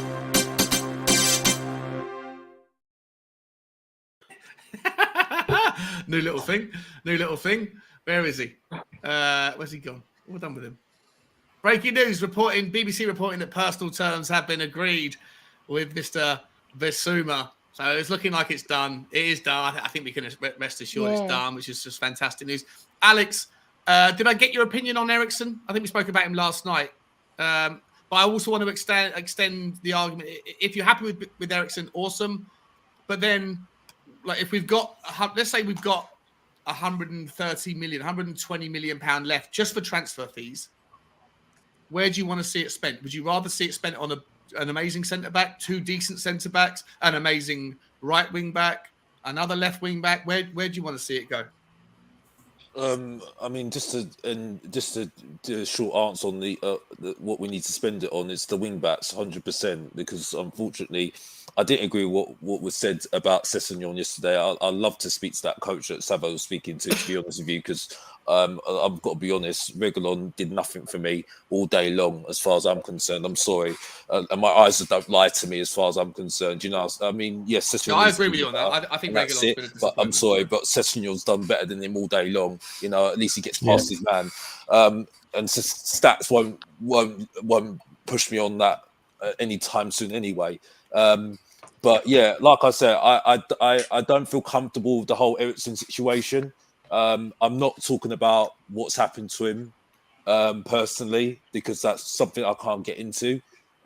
In terms of the morals of the whole thing, I don't agree with it. Now, I stick by what I say. If a Leicester City or West Ham, because they are rivals as far as I'm concerned still, because we're not on the levels of Liverpool or Manchester United, not Manchester City. Sorry, you know what I mean? Sorry, yeah, Leicester aren't on our level anymore. Well, I don't agree, because 2 games a week last season, proves me wrong, and they had loads of injuries as well. So we'll see what happens next season. I love that to be true, mate, because I can't stand them. You know what I mean? And West Ham, I can't stand them, and that's it. But like I said, I might have a bet that they go down next season. Well, sneaking suspicion they're going to really that struggle. will help us a lot. But like I say, if they're going to rivals like those teams, I want him because I don't want him going to those teams and hitting it up there. I will not like that at all because he will do that. You know what I mean? But at the end of the day, we'll see what happens. I think, it will be a good signing by default. Yes, it would be. And that's not me having to go at what's happened to him in the past, because again, I don't want to go into that part of it, because that's another situation which I can't get into, his health, because that is personal. What I'm talking about is the football side of things, and what's happened in the past with him. I don't feel comfortable with it. I didn't feel comfortable with the whole Bell situation. I've said my piece on Bell. Didn't want him. I proved it. Didn't win anything, and that's what I'm saying. So that's what I say anyway, and that's it. And also, sorry, I have to say this because this came up last night about the Skip and whole thing about Skip. There was a Conor Gallagher argument as well. The guy only went to Crystal Palace and started doing bits there. We were talking about Skip way before Conor Gallagher. You know what I mean? And trust me, I will want to debate this with Saba all day long with this guy, because honestly, I was getting a buzz out of it. Honestly, when he was talking about Conor Gallagher, saying that he's doing bits, please. Well, please, bro. He had a good season. Please. No, bro. No. He was doing nothing at Chelsea, bro. He got shipped off at loan at Crystal Palace because he wasn't doing nothing at Chelsea, bro. Yeah, but that's the Chelsea model. No, Alex, that's the Chelsea model, bro. That's a Chelsea model. But I'm not having anybody have a go at Skip, bro. No way, bro. No way. You hear that, Ellie? Ellie, as much as you defend Højbjerg, you got Alex defending. I know. Listen, I'm with you on all this, Skip. I've got massive plans for him. Before we go any further, guys, there's two things that will happen. One is super chat from Guguma. Thank you so much. Love Guguma. The Empress. Yeah. Thank you so much. And it's the super sticker it's Bravo. It's a fox or a doggy or something doing Bravo. By the way, beast for the East, mate. I'm not waffling, bruv. It's facts. Mr. Boxer is talking facts, bruv. Yeah. So if you want to come with me all day long, bro, I'm here all day, all night, bruv. You know what I mean? You know what I mean? Just get an appointment with me, bruv, all day long, bruv. Yeah. Book an appointment with the box office. And it's Mr. Boxer's birthday as well, bruv. I'm all there, bruv. I'm all there, bruv, all day long, bruv. You know what I mean? Love it. Before we go, hang on one second, Alex, before we. Yes, okay, mate. Before we go any further, Amir, I know you've got a jump boat. Thanks so much for coming on, man. Celebrating the good news this morning. Love your content. Love your passion and the way you say it. The mellifluous tones of Amir from the Peace Podcast, the Open Peace Podcast. Amir, tell me what's going on, cracking on your podcast. Where can people find you, my friend? And thank you for coming on. Sure thing. We've got the Open Peace Podcast. We get Israelis, Palestinians, and other people that are in conflict at the moment, and we try and talk things through, try and build some understanding, and really just about promoting peace from the Holy Land and, of course, to other regions of the world that are also struggling. We're really trying to find, hopefully I've got an episode coming up with someone from Russia. Wow. That's great. Oh, still there? Mentioned Russia and they cut it. Yeah, that was do it. you know what I mean? That was Putin. That's Putin done that. Wow. Yeah. So Levy was transfers. Hang on one second. I'm just going to get the Open Peace Podcast link for everyone in the chat. It's important that everyone goes over and shows him some love. He's a wonderful contribution into the stream always. Ladies and gentlemen, please. He's frozen. Obviously, we can't say goodbye to him. You're back. I put your link in the channel. Amir. Am I back? You're back now, bro. Okay. Yeah, I put your link in the channel, so everyone please. Cheers. And I do have to shoot. Yeah. He's doing an Ellie. Yeah, I'm doing an Ellie. I've learned off the Queen. But yeah, I do have to shoot off. I will agree with Alex fully on this one with Skippy. Skippy is our man. And honestly, yeah, I can see him being a future Tottenham captain. Yeah. Fantastic player. Yeah. Can't wait to see him next season, to be honest. And yeah, guys, if you have the time, check out the pod. And yeah, we really need your support helping to promote peace around the world and over here. Be fantastic. And hopefully next stream, Sean will have talk about hopefully a couple new additions. 100%, so mate, thanks 100%. for having me on, and enjoy the rest of the stream, guys. Cheers, I'll be listening in the car on the way to work, lads. So. Big up, Amir. Thanks so much, mate. Guys, ladies and gentlemen, the link is in the chat. Take it easy, just scroll guys. up, you can find it. Cheers, Amir. Please go over and hit the link. Just hit the link and go and smash that subscribe button to his podcast. He's doing wonderful things, far more important things than any of, well, at least that I'm doing. But yeah, I love that guy. Absolutely love him.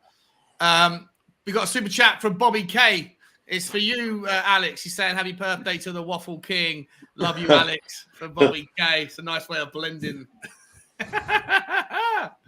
Happy birthday, big up to Bobby K, man. Big up to Bobby K. Cheers, well Bobby. Well done for your stream of Alex to Gold, mate. Honestly, that was levels, bro. That was levels. Honestly, I can't lie, man. That was eyebrows when I saw that. Honestly, because he's a proper journalist. So big up to you, bro. Big up. Nice. Big up, Bobby. Appreciate you, mate. Thanks so much for the support. Let me move on, boys. Let me move on to and girls. She's back. Hang on. Here we go. There she is. I was just going to say to Alex, does he like waffles with cream and strawberry? You can come round mine later. Oh, Ellie. Oh no, Ellie, you need to sort out your internet. You need to sort out your internet. Just go into another room if you have to go into another room. Oh gosh, she needs to get another. I live in the back of beyond, and my internet works. Couple more talking points, guys. Couple more talking points. We got from the Bavarian Football Works. This was dropped yesterday by, I can't find the link. A fairly important link, but the Daily Schmankel in Germany is saying that Tottenham and Arsenal are eyeing Bayern Munich's Marcel Sabitzer. Barcelona is sweating PSG's interest. That's just different news. Marcel Sabitzer. I mean, we've been after this guy for about just for a second. I thought you were going to say Thomas Muller. We've been after this guy for about fucking 200 years. What's everyone's thoughts on Sabitzer? Do you think there's any truth to it? He must be about 70 now, isn't he? Is it? Yeah. We've been after him for that long. Again, he's going to link up with Damiao, isn't he? Just take it like a pinch of salt. Never got him last time, so I don't have much hope. We just take it like a pinch of salt. This is exactly what the circus of Parachi is like, as far as I'm concerned. You know what I mean? I have to say this. Though, if it does come off the whole Bissouma deal, that's a very good deal. You know what I mean? That's the way you should be moving as a transfer window at the end of the day. So he's not such a clown then. But I still don't. Like I said, I still need to see more because I don't rate him as far as I'm concerned. I'm going to stick to my opinions and that's it on him. But the signing of Bissouma was a very good signing. That's the thing. I think it's linked to the whole thing with Eriksen. If Eriksen doesn't come in, I think that's another option if you're looking at it. But at the end of the day, no one knows what's going on. It's just another rumor out there that's come up. And yeah, he might be negotiating. You don't know. You know what I mean? I think it might be a smokescreen for somebody else. You don't know. You know. I think we're going to get in. I think we're going to get in this Molina from Udinese. Fantastic player. He plays for Argentina. He's a right wing back. He scored 9 goals for Udinese and 2 goals for Argentina. So that's 11 goals that he's contributed from right wing back. The only problem with that, Ellie, is very good player. The only problem is that unfortunately, like I said, there's too many foreign players in the squad, and there's going to be some foreign players that are going to be left out of that Champions League squad if we're not careful. Yeah, but we need a right wing back, don't we? Well, we need a right wing back. You can have a right wing back that's good, but if it's gonna stop other foreign players being in that squad in that Champions League squad, because like I said before, Doherty, Dyer, Davis, Rodon are all foreign players. They're all foreign players in Europe. Yeah, I know. You know what I mean? So this is the thing. We're gonna have to streamline that squad somehow, so there's no one left out because You don't want that situation. You do not want that situation. It's happened before with Tottenham, and it's not helped us in the past. And you need everyone on board in that sense. So this is why, whether you rate him or not, why we're going for DJ Spence. That's why we're going for him. I think he's decent. He's going to improve. He's a young boy. He's going to improve. Bring back Walker. Because whether Conte likes it or not, you need, and this just shows you how bad our recruitment side has been. This is how bad it is. The fact is, and I made the theory already. I said it last night. I said the Rangers guy that's coming in today, I think they're Golding, putting him on board because when Paratici leaves, he'll take over. 110%. That's it. Because I don't think he's hanging about Paratici. I don't think he's doing that at all. You know what I mean? Do you think? I think we went for the wrong Glasgow club because it's the Celtic recruitment policy that's been great over the last few years. Yeah, they're the ones that really pick them where they're star talents, and then they typically go and sign for Southampton after, and then go on from there as well. He brought in some good players at Rangers as well, like Tavernier. He's been excellent.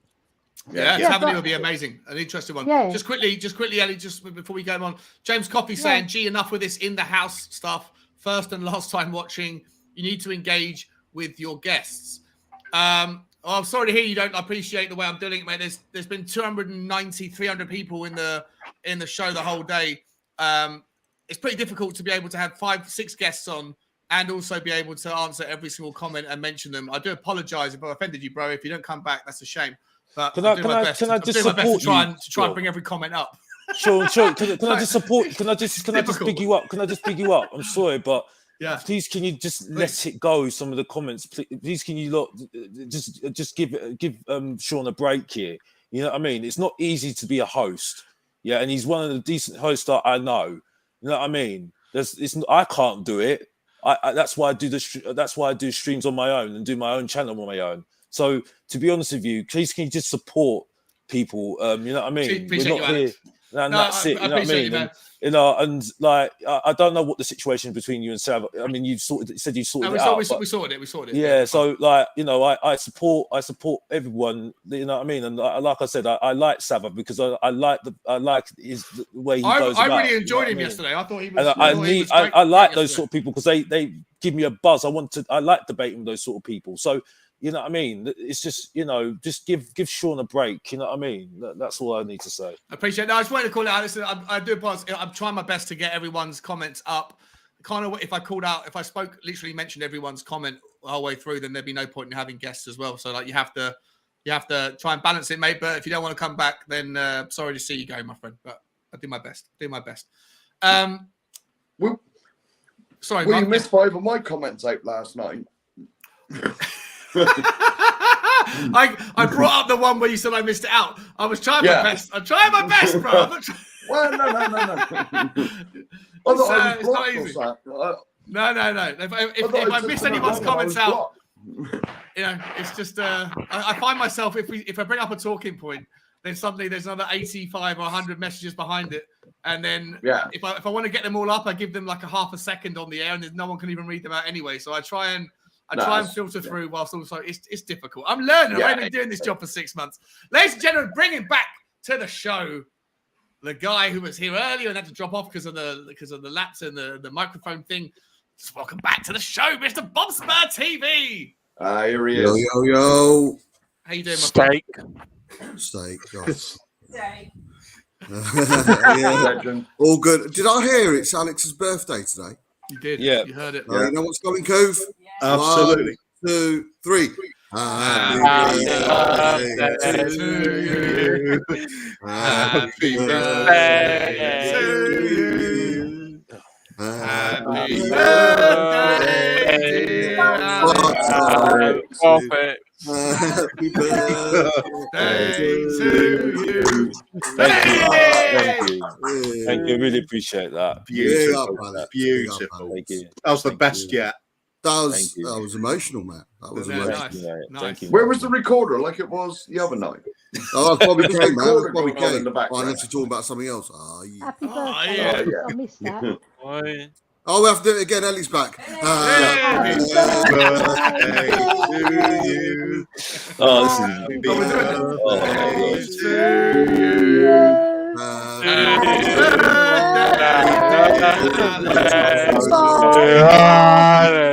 Happy birthday. Happy birthday to you. Hey!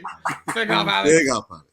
Thank you. Bobby, what are your... Oh, she's gone again. She can't Yeah. do it. She needs to sort her internet out. I've Come never on, met have fun, anyone. guys. See you later. No, It's sorry. insane. She's like, it's more famous than any Spurs content creator. It's Ellie, the woman who jumps in, jumps out, jumps in, jumps Yeah, out. that's it. Oh, yeah. Bobby, what are your thoughts on, did we speak briefly? We didn't actually when you first came on because the microphone. What are your thoughts on, the big two topics, Bissouma and Eriksen? Bissouma, will tell you, till they're holding the shirt, it does look like it's going to get done.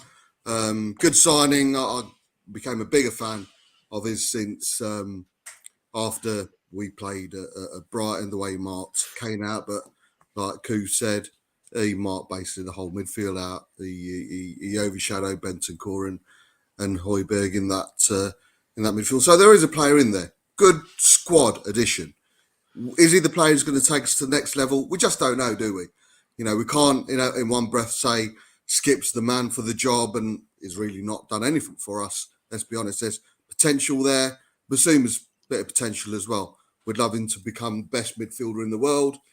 And we'll see. Dembele has boots that are really hard to fill. We hope he comes in and if he gets anywhere near that, brilliant. But like I say, I can only go by what I saw last season and the game. A game against Brighton at their place, he totally marked Kane out of the game, which isn't an easy thing to do. So yeah, great addition if it happens. It does look like it's going to happen. And with regards to Eriksen, I've not been all that keen on Eriksen.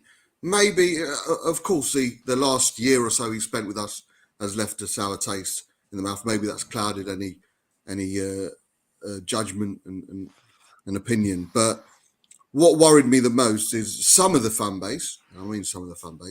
It seemed like if Eriksen came in, that would be the answer to all our midfield issues. Get Eriksen in, sorted, that's done, midfield done, let's move on.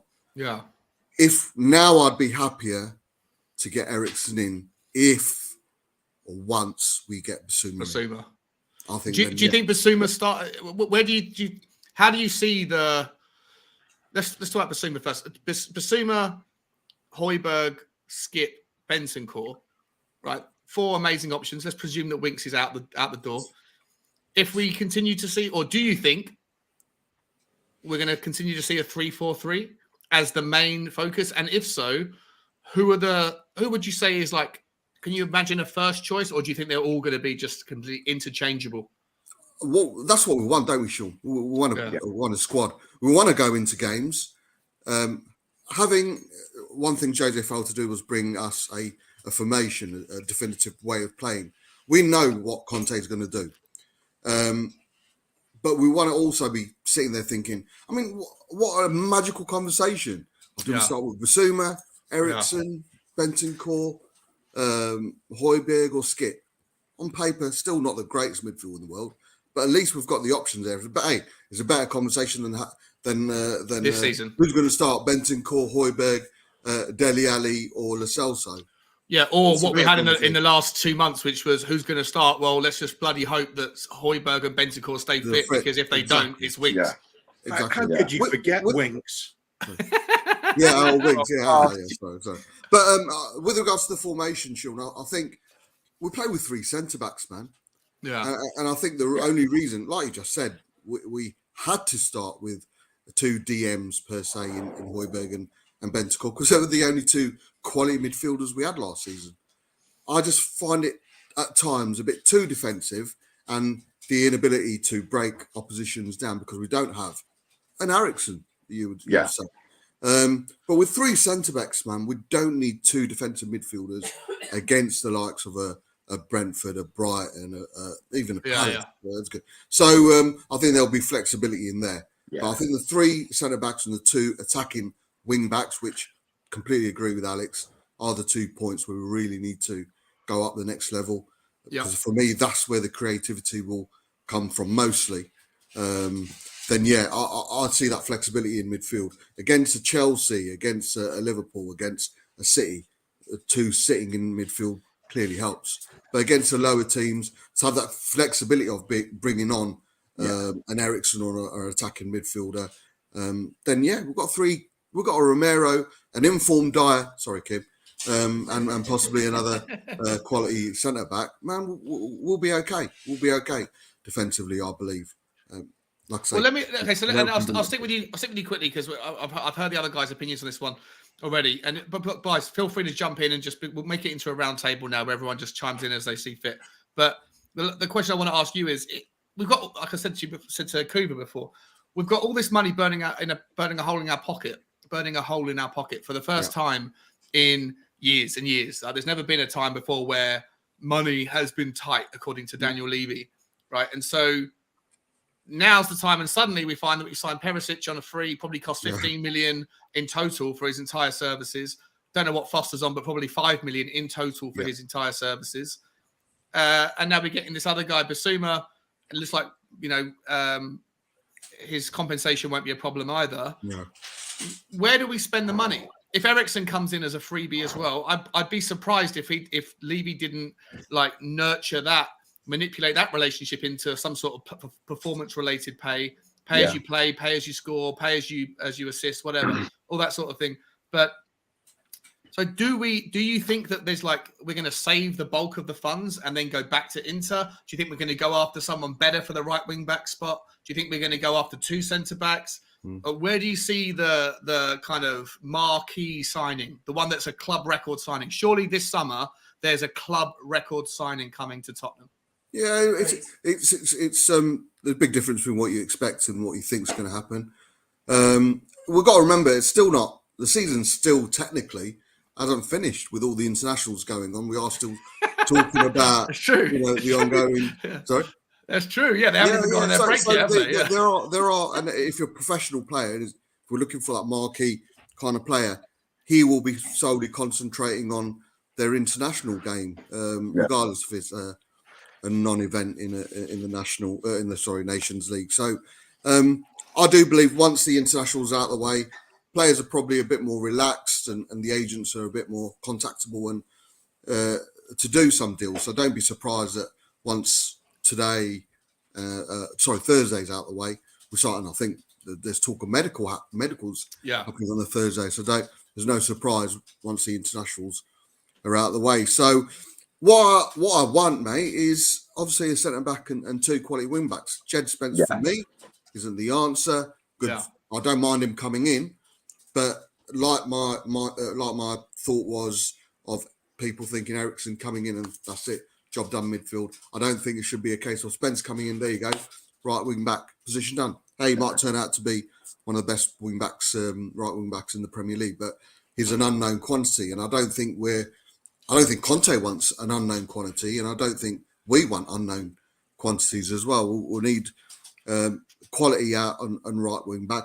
I've been harping on about Hakimi even before he went to PSG. He's not happy at PSG. He liked Pochettino from what it sounds. We do need. Let's test the water with him. Left wing back, Perisic coming in, great, 33-year-old. Let's try and go for someone else. But centre back is one. Sean, you know what my thoughts are on Torres. I don't think he's all that, but no, he's not. He comes in, wears our shirt. I'll be 100% behind him. I think Emerson's not the answer, but he wears our shirt, so I'm fully behind him. But yeah, it's a case of it's a wait and see. What I think will happen, I still don't believe we're going to be spending anywhere near 150. That's a pessimist in me. That's 22 years of Elenic for me, and I hope I'm wrong. That's a whole different conversation. No, it's a reasonable. It's a reason. I mean, so let's assume, and I'll come to Mark on this one first, and then we'll go around the house. Yeah, Mark. Let's assume that we're let's assume that Eriksen's. Let's presume. Just I know it's obviously till they hold the shot. I get it, but if Eriksen's looking confident and Bissouma's done, then so far we've got 4 signings and it's cost us 25 million, right? Forget all the wages and everything. Mark, do you see us going and paying? Do you think there's any truth to we want to spend big on a striker? A load of the fan base were like, some people were like, fuck Richarlison anyway. Other people were like, I don't mind him, but at 25, 35 million or 35 plus winks, whatever.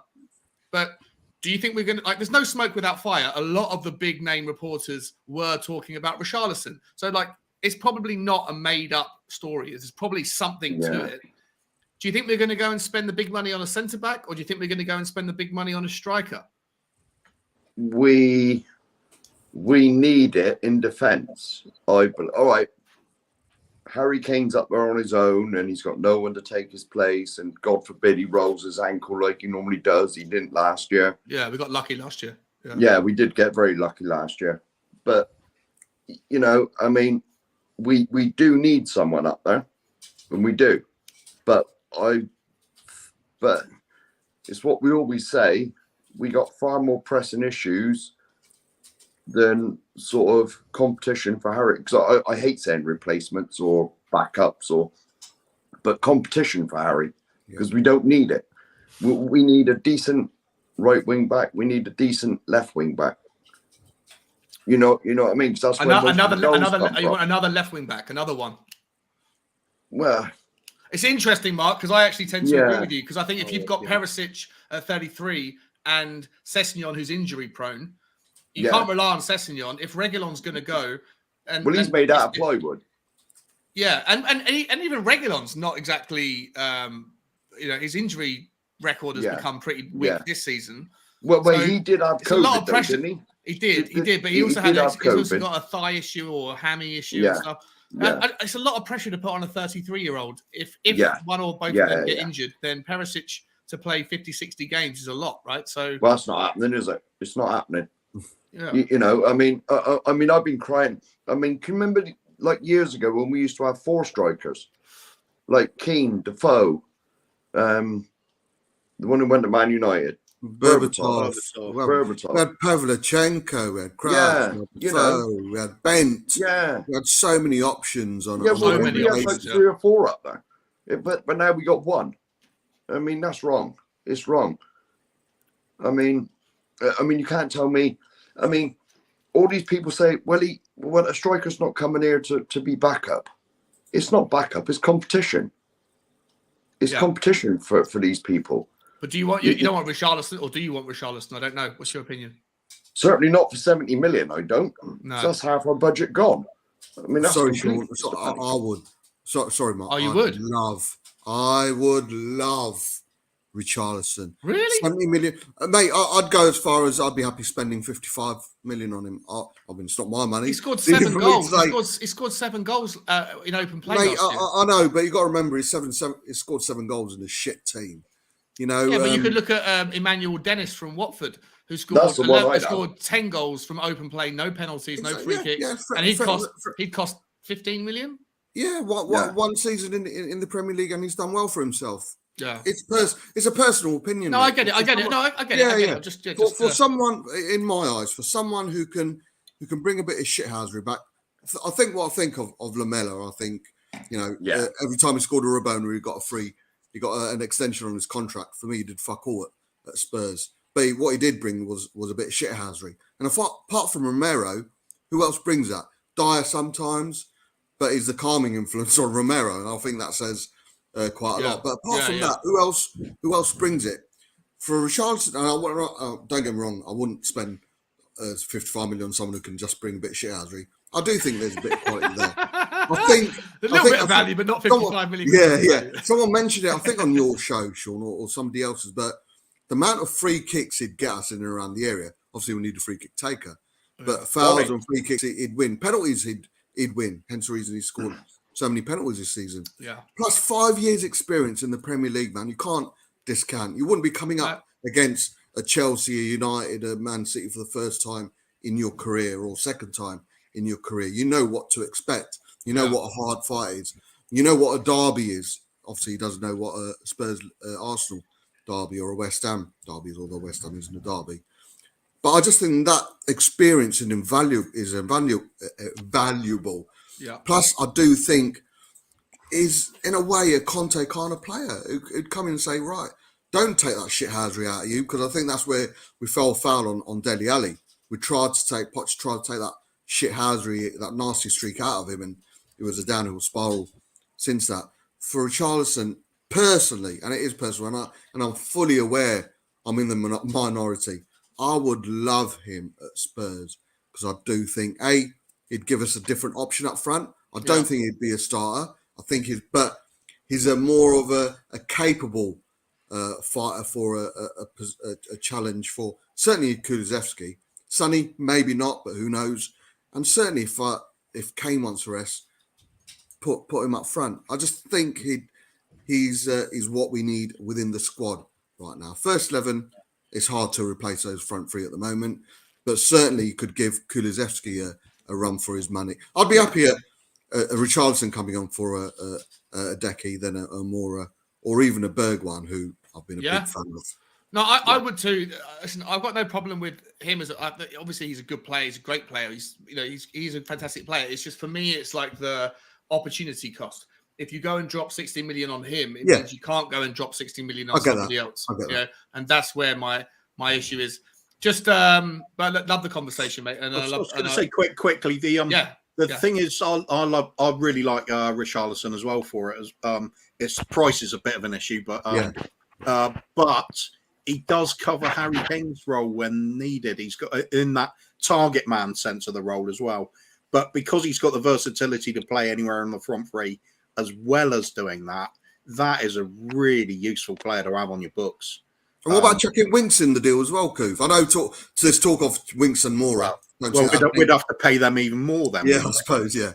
By the way, Sean, the Richarlison thing, it's another reason why I don't like looking at the stats to judge a player, because his goal-scoring record, it's got no context behind it if you just look at the stats. And my favourite one to come back to on this point is always going to be Alan Shearer. First 118 games, 23 goals. Yeah.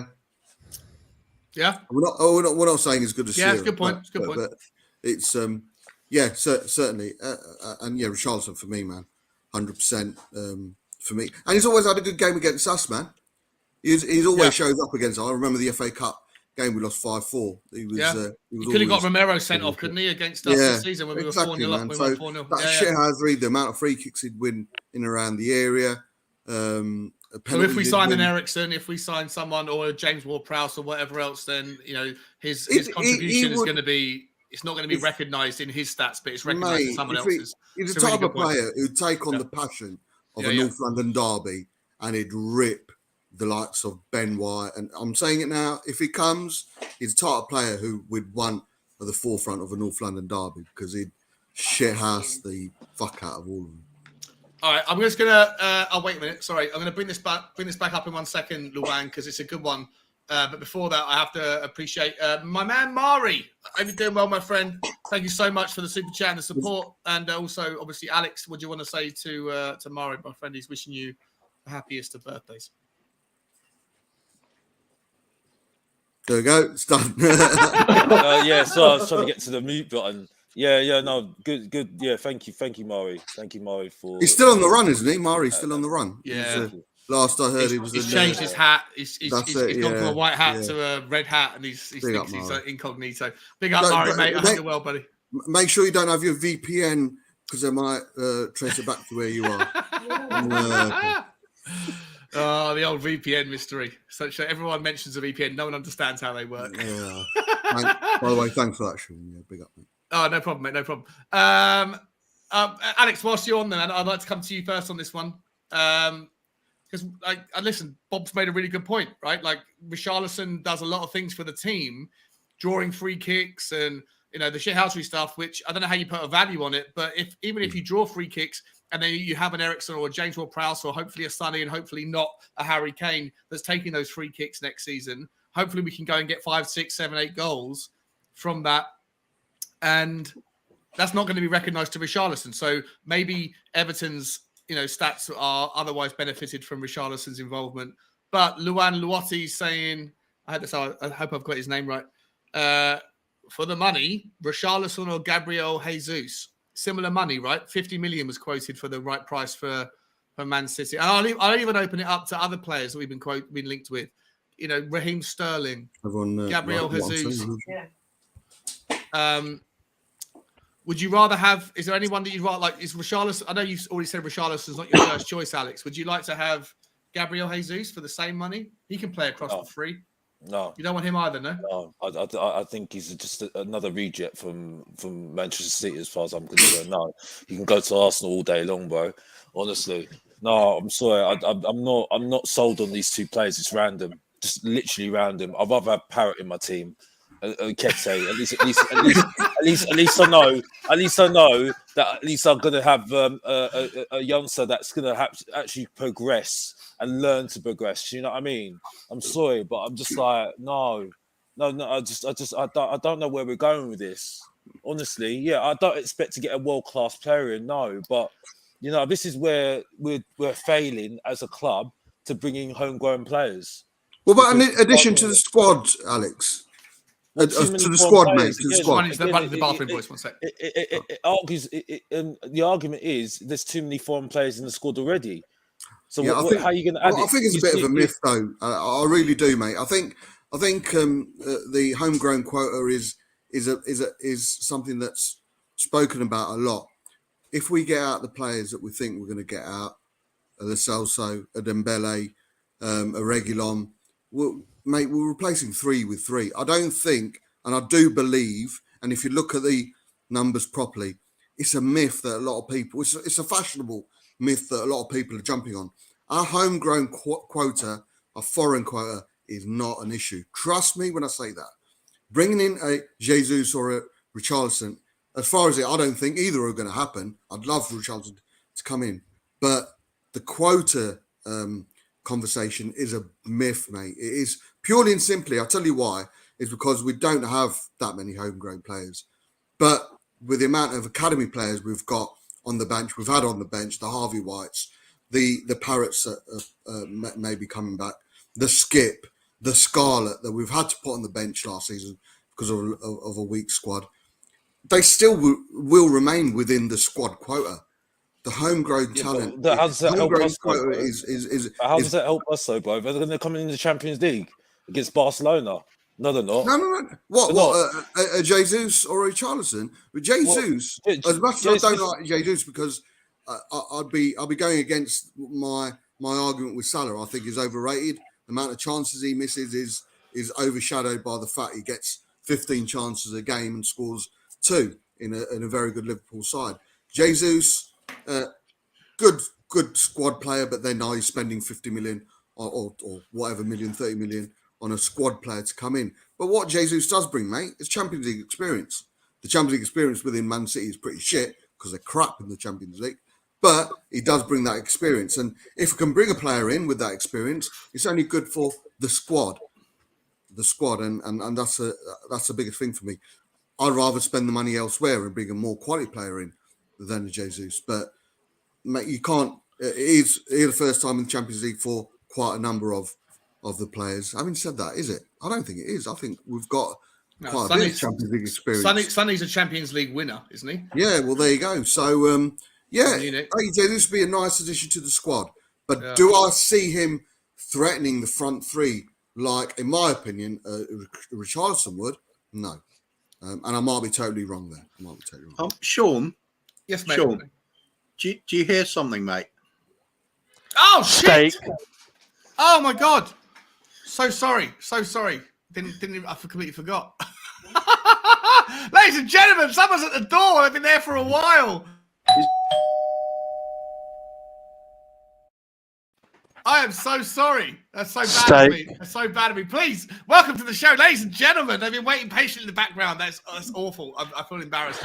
Welcome to the show. Please, the 3 loveliest boys. 2 of them are on show right now. One of them's lovelier than the other. It's the 3 Spurs boys. Oh no. Hello. Hello. Oh, you open the door. I'm so sorry, guys. I didn't even notice. We're not here for Sean. Yeah. We didn't come for Sean today. We normally come for Sean. We always support Sean, even though he leaves us sitting outside at the front door in the cold.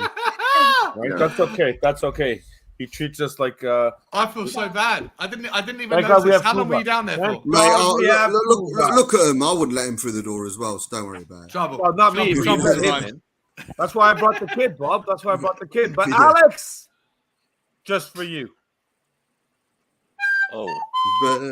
To you. Oh, thank you. Happy birthday to you. Happy birthday. Stay. Oh, Sophie, so Sophie. Happy birthday to Happy you. birthday Happy to birthday, Alex. you. Thank you. Very See you later, man. Yes. Okay. Good day. That's it. We waited like 15 minutes just so we could do that. No. Oh, boys, I'm so sorry. I honestly, I don't know what happened there. Just got completely sidetracked. I'm so sorry. Well, you got about 17 billion commenting at once at the same time as well. So it's mad. It's mad. And didn't you just do like 5 hours about 10 minutes ago? Yeah, I'm exhausted. That's why I went to bed and saw Sean's face, and I wake up, I see Sean's face. Yeah, I don't know how it feels. I was very tempted to interrupt and ring your own doorbell for you, Sean, but I thought you should have done. How is everybody this morning? Kuva, Mark, Alex, Mr. Steak, and the legend Bob Spur himself. How are you guys? Good, very well. Steak. Good. There you How go. do you guys feel? How do you guys feel about Bissouma coming in, Krish? I'm loving it. Loving it. Loving it, baby. Yeah, I think we've spoke about. I know I've spoken about it a few times over the last few little while. I really like the guy. He scored a wicked goal against us, That he just plays really well against us. He plays fantastic. This is where I have to draw the line and be honest though. The only time I've ever seen him play is against us. It's not like I watch Brighton games otherwise. So against us, I've liked what I've seen of him. I really like what I've seen. United was good as well, but then again, who hasn't been good against United? But that's we haven't. I really like him. Like, he's got a good work engine, and I think he's going to slot into our midfield real well. And I don't know who's happier right now, us as fans that things are actually happening, or Levy who hasn't had to open the wallet too widely yet. It's weird, isn't it? It's super weird. Listen, 25 million's disappeared, apparently. Let me ask you this, Chris, though. Where are we going to spend 60 million? There's a 60 million pound player, 70 million pound player that's going to come through and they'll be holding a shirt before the end of the season. Is it going to be a striker? Is it going to be a defender? Is it going to be a wing back? Or is it going to be a midfielder? Who's it going to be? What do you think? It's going to be a backup striker. 60, 70 million on a backup striker? Yeah. Interesting. No, I mean, a striker. Right wing back. Right wing back. Hakimi. Okay. You fancy Hakimi then? Nice. He's not. I'm the Hakimi fan. Okay. He's not the Hakimi fan. I just want to say about Luati in the comments, buddy. I have to respectfully disagree. There, I would rather take up, and that's big up, man. That's what the streams are all about. Yeah. Respectfully disagreeing. Yeah. The shit that this man gets alongside me for having his own opinion. You're not going to get a more loyal, hardcore, thoroughbred Spurs fan. He goes to every home game. He goes to every home game, man. So if you want to disagree with Alex, big up. But like this man says, and he's great supporter of your channel. Listen, Bob. Thank you for the nice comments, mate. You know what I mean? Like I say, but like I said, what I don't like is the whole thing about when it gets you're going off topic on football. You know what I mean? Off topic on football. I want to keep on the football because that's what I was trying to control yesterday. When it was going on about great stream yesterday, by the way, guys. Yeah, yesterday. Yeah, thank you. And like I say, I want to debate with Sava again because trust me, I love him. I'm glad he's back. Honestly, he's very, very good at what he does. I don't watch his streams because he's very, very good. But I don't watch your stream, Bob, because you know that I want to go and debate you. You know what I'm like. You know exactly what I'm like. So do you watch my streams, Alex? No, because you know that I can't watch. Never heard of you. Same with David. He knows this already, even though he's annoyed me. But again, I know he's very, very good. You know what I mean? I don't watch a football terrorist because I know the same thing. Terry will get me going no much. He knows how to tick my buttons. He knows. So this is the point. So I at the end of the day, these people are very good, and we need people to debate in our fan base. We need to be real with each other. That's what I loved. He's a breath of fresh air, Fab Savard. Honestly, a breath of fresh air. Honestly, you know what I mean? But honestly, yeah, I've got to stick by it. But I'm sorry, I don't agree with the whole thing with Charlison and Jesus. Jesus is a reject from Manchester City. I'm sorry. If he goes to Arsenal, I don't really care. I'm not trying to be very, very calm my language because we've got a young person here, so I don't want to be. No, that's. Thank you, Alex. I appreciate that. Oh, I can't lie. I can't swear in front of a kid. That's here, Alex has got a personal message. I'm 38, bro. You can swear. My dad does it all the time. No. All the time. That's just not right. Sorry, mate. Alex. Hey, Jay, what's cracking, buddy? Have a good day, buddy. Good. Right. Bye. Love you. Bye. Have a good day. But like I say, it's just a mare for me. It's just a mare for me. I'm sorry. I'd rather have a youngster in our team, up and coming, trying to, improve their craft and, benefit from that sort of thing. You know what I mean? The other strikers maybe not, but you know what I mean. I don't see the difference. Jesus, he's only 23 or 24, isn't he? Well, that's something I don't know, but he's young. He's young. He's young still. I just don't rate him. I don't rate him, to be honest. But out of the two, Alex, I'm just curious here now because you know how I feel about your opinions. I actually enjoy speaking with you and seeing a different perspective. Because normally we're really opposite. But I love the way that you don't just, oh no, you're wrong and that's it. You actually kind of have a proper debate about it and show me your points and everything like that make me think that, hold on a second. Yeah, I should have looked at that or I should have considered this. I personally would take Jesus over Richarlison for the money. At 42 versus 61, I would rather spend the 42 on Jesus if we were forced. If I was told, you have to buy one of these two. Pick one. You have to buy one of the two. I'm going Jesus personally. I think he can play anywhere across the front. I think he's got more to offer. Which one are you going with then? If you're asking the question, I wouldn't take both of them, but I would take Richarlison, yeah. Over Jesus, you would go for Richarlison, yeah, 100%. Yeah, because I think he helped and carried Everton through a very, very difficult period, and I think at the end of the day, you can't dismiss somebody because they've been in a relegation battle. Because look at the players that have come from relegation battles and won championships. What is his name? Oh my gosh, my mind's gone blank. The two players that went to Liverpool, the one Dutch player, the one Robertson player. And Jota and Van Harmen, who went to PSG. Look what happened there. There were two players that had teams that got relegated. They've gone to Liverpool. Look how they've improved. You know what I mean? And ended up winning championships, which is what we need to be doing, winning championships. Because like I said before, I need to say this in a very nice way again, that there are people that are going to be looking at Tottenham this season. The spotlight's on Tottenham this season. The spotlight is 100% on Tottenham next season.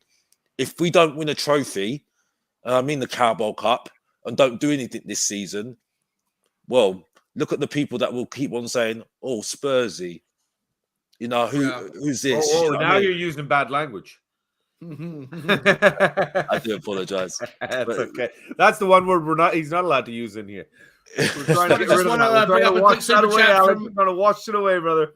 Just going to bring up a quick super chat from Moondog, my man. Moondog, how you doing, my friend? Big dog. Good to see you, buddy. Good afternoon, everyone. Thank you for the support, my friend. Love you, man. I hope you're well. It means the world to me that you would super chat. Thank you so much. All right, so question we're going to wrap it up very soon, guys. I've got one more question for you, but I want off this topic for everyone to get involved in. But you stupid foo has said to Alex. Christian likes your name, by the way, you stupid foo. if not Richarlison and Jesus, then who? Then stupid who? Who would you go for? What striker do you want? If you don't fancy either of them, who do you fancy? Klinsmann. I've got no idea. The third coming. The third right. I've got no idea. The only striker that I've always admired, in my eyes, is Damari Gray. I've always admired Damari Gray. £1.5 million Everton was that's the steal of last season. £1.5 million. I've always admired him. I thought he's a fantastic striker. Alex, simple question, mate. Why Damari Gray and have an issue with likes of Richarlison coming? Simple question. I think it's not. I don't think it's just. I don't think it's not. I think it's the fact that he's not a homegrown player. I think that's where I feel. I think we need a homegrown player. No, man, we can't look at. We can't. But I think that's why I'm more leaning towards. I've always admired him more than. I think I'm being a bit more unfair on Richarlison. I think a little bit here, but I think I've always admired, and this is I'm only being true to myself in that sense. Yeah, and that's what you can be. Yeah. I think is that I've always admired Damari Gray for quite a while now. Like I just like the fact that I just think he's got a lot to his game for me. Now I'm not saying that Richarlison's not a bad player. I think he's a very good player. Like I said, the attributes of what he had to go through last season, going through that, I wouldn't mind having that if we had to make a choice of the two, Jesus or Richarlison. But I've always had a spot for Damari Gray. That's one player I would say that. I think the fact that Richarlison is keeping Damari Gray at the team is something that we need to. I really don't think. And please check the numbers. I might be completely wrong. I know I'm not, but you should do your own research. Research with regards to the homegrown quota, because it's not. It shouldn't be the deciding factor on who we bring in. If it comes down to a Damari Gray and a Richarlison, we go for Damari Gray because of the homegrown quota. Might as well just give up, man. I think another thing to take into consideration with the Richarlison one, touched on it earlier about Winks going the other way. If they're going to overprice Richarlison at, say, 60 million, we overprice Winks at 25 million and do a swap deal and only pay 35 million in cash. That's not a bad deal to me. No. Yeah. But apparently we offered Everton, according to some reports, don't know if they're true or not, but just offering it out there, we offered 65 million plus 6 million in add-ons and Lucas Moura, and they still turned it down. Really? Wow. 65 million euros, I think it was, not quid. So about I think Winks gets a hard time. I've got to be honest. Listen, he needs to leave Tottenham. I think he needs to leave Tottenham because, you can see that he has struggled. So, yeah, he does need to leave Tottenham for his own career, yes. But I think he gets a very hard time. I think there's a lot of criticism out there that, he shouts at other players and all that. There have been a lot of bang average players at Tottenham more than Harry Winks. I can name one of them, Jamie O'Hara. You know what I mean? Jamie O'Hara. You know what I mean? The guy taught a lot, but he was a bang average player. So, you know what I mean? Like, I'm sorry, but when you're getting players like that, ex-players like that, talking to me and saying, oh, we're a bang average team, well, I'm sorry, mate. You didn't even touch the boots of Ledley King, mate. You know what I mean? You couldn't even touch the boots of Ledley King. He's a fan, isn't he? Let alone Sol Campbell. You know what I mean? So we don't mention that man's name on this stream. But I've just mentioned Kick him off. I'll take it all back. Fuck it. Yellow card. So, you know what I mean? Sorry, as a moderator, I'm having a hard time blocking Alex. How do I do it? Yellow card. Before we go, give me a yellow card for saying that name, please. Honestly, you're right. No, it should be red. Say it again, buddy. Say it again. See what happens. Yes, say it again, Alex. Say it again. Yellow. 2 yellows and a red. That's what happens. You got a red birthday card. Truth hurts. Boys, before we go any further, I want to bring up from Ben Kaufman, my man, my brother. Love you, Bo. I hope you're feeling better. I hope you're back to your back to full energy levels, my friend. He said, big up to the panel, great stream. Appreciate And that, mate. He is on in 45 minutes as well, Sean. Big Yeah, up. well, we're going to wrap up in Yeah. 10 minutes. I just want to finish one last thing. But thank you, Ben, mate. It means the world to me for the support, bro. I want to ask this question. Or not ask this question, but I didn't know this. And Bryce, True Blue Spurs, if that's true, and I'll take your word for it, that's a phenomenal piece of information, mate. I didn't know that. A lot of players, myself included, a lot of people, myself included, are looking at people like Nkunku and Berardi as potential players that we could get. But the reason why their prices are lower, according to Bryce, is that they have buyback options. No, we'll get you in there. Sorry, Sean. I've got to bounce here. I'm going to log in from my phone. I got to give the little fellow the laptop. Apparently, school is more important. We're about to finish anyway, mate. I'm sorry. Sorry for the hold. Sorry, dude. I do apologize. Okay, sorry. You got 10 minutes. So we'll get 10 minutes. It's 8:15. 10 minutes. Okay. 15. I do apologize for. No, it's okay. Sorry, we got 10. My apologies. Sorry. Go ahead. Okay, well, I'll come to you first on this one. Let me just get to this one from Moondog. Winks is crap. Alex, I don't know what you're watching. Yeah. Thank you, mate. Appreciate it. Listen, like I said, whether he's rubbish or not, that doesn't mean he's toxic, though, isn't it? You know, we do recognise, yes, he's not the levels above, certain players. I don't think he's that any different to Højbjerg. I'm sorry. I don't think he's that any different. You know what I mean? I'm sorry, but Højbjerg, yes, he's got levels, yes. But like I say, I think Skip does him every single time. I'm sorry, And then I had the argument about Conor Gallagher coming into the argument. I was just like, really? Really? I mean, Mourinho bigged this guy up. Pochettino bigged this guy up. Nuno bigged this guy up. And now Conte's bigging this guy up. So, 4 managers. What do I say? Top managers, by the way, because Pochettino was a top manager, by the way, who got us to the level that we are at the moment, by the way. So just to remind people, because, we're in Conte land now. Everybody's jumping up and down because we've got a top manager in. Who is a top manager? But the point is, look at what's gone on now. You know what I mean? So I'm sorry, That's okay. It's levels I get it.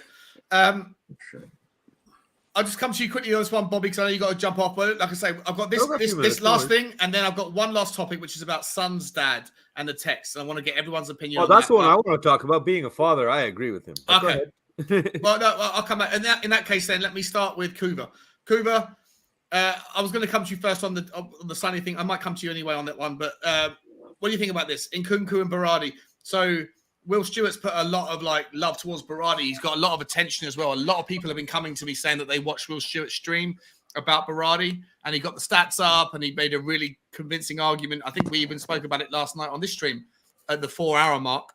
And he makes a very convincing argument, but the same can be said for Nkunku. But if what Bryce is saying is true, do we just write those two out of the list and say those two aren't names we can go after? And therefore, we have to therefore focus on. You right? Sorry, just Perfect timing. All right, Mark. I'll come. Mark, quickly. What do you think, mate? Should we just write Nkunku and Berardi out of it, and then just focus on other attacking options? If these two have buyback options, it means that there's I unlikely, have right? no idea who these players are. Okay. sorry, I'm back now. Sorry. I have no idea who they are. I think they're both cracking players. But it does seem to be a common, more and more common thing now to have the buyback clause in, doesn't it? We've got it with Reguilon. Real Madrid could have signed him back at get first option signing him back at any point. I don't think it takes them off the table. You just slap in a bid and see what happens. Yeah. What Kuva said is my answer. All right. Let's move on. Let's move on to the last topic of the evening or the morning. What time is it now? The afternoon. And that is Heung-min's son's father. So I got the comment somewhere, and I haven't spoken about. They didn't speak about this yesterday. Where is he? Here he is. I'm going to call out these comments. Speaking to CGTN, whatever that is, somewhere in South Korea, I guess. He must work harder and make more progress. If he is satisfied with what he has achieved now, crisis is on the way. He must always try to do better to stay in the best form, don't you think? Instead of being happy to stay where he is, I always want him to be 10% better. He must be able to play a solid role in one of the world's top clubs. That's when he will become a world-class player. Like I said before, he must do 10% better on every front to reach that goal. Now, when Will Stewart was in the comments earlier, he said there was context to this, which maybe it's lost in translation a little bit. No, the way you read that out, Sean, that sounds very much like the way you read it out. It very much sounds like that was taken from Korean and loosely translated into English. Might well be. Might well be. You know what I mean? Yeah, 100%. I don't know. I've got no idea. You know what I mean? Because some words don't mean the same, do they? Or they can have multiple meanings. And that's what Will Stewart alluded to earlier on in the show. He said in the comments, he said there's context to that. It doesn't quite read the same when you read it in Korean. Yeah. What do you guys make of it? I mean, to be honest, from what I saw, that was it Sensational, the documentary that was on Netflix or Amazon, whatever it was on. I watched that, and he pushes him because he wants the best for him. He's like the rest of us. We all want the best for our kids, you know. So you don't believe he's saying Tottenham aren't good enough. If he wants to be better, he's got to go somewhere else. You don't believe any of that stuff? No, definitely not. Definitely not. I mean, that's just a translation thing. Okay. If you want my opinion on it, it was something about being in this place, or something like that. I'll read the specific part. He must work harder and make more progress. If he is satisfied with what he has done, then crisis is on the way. He must always try to do better to stay in the best form, don't you think? Instead of being happy to stay where he is, I always want him to be 10% better. So on that particular comment, you could read between the lines and say that he's saying, if he's happy at Tottenham, I want him to be 10% better than Tottenham. But I don't know if that's what it means. And then the last bit is he must be able to play a solid role in one of the world's top clubs. Mm-hmm. Does that mean that he's saying that where he is one of the world's top clubs, or does he want him to go to another club that's in his Who knows? Who knows? For me, it's performance level. That place, and he's always going to be aiming for that place. It can be at the same club, which it will be. It'll be with us. Yeah, it's just keep always looking to improve your game, always looking to raise your game. Conte's all about that as well. I think it's the right comment. I'd read it the right way. But I believe. Oh yeah, Kaguma's here. Kaguma, you speak obviously Korean and English. Does the words translate correctly, or let me know in the comments, Kaguma, if there's anything that's mistranslated, let me know. But yeah, sorry, Kuba.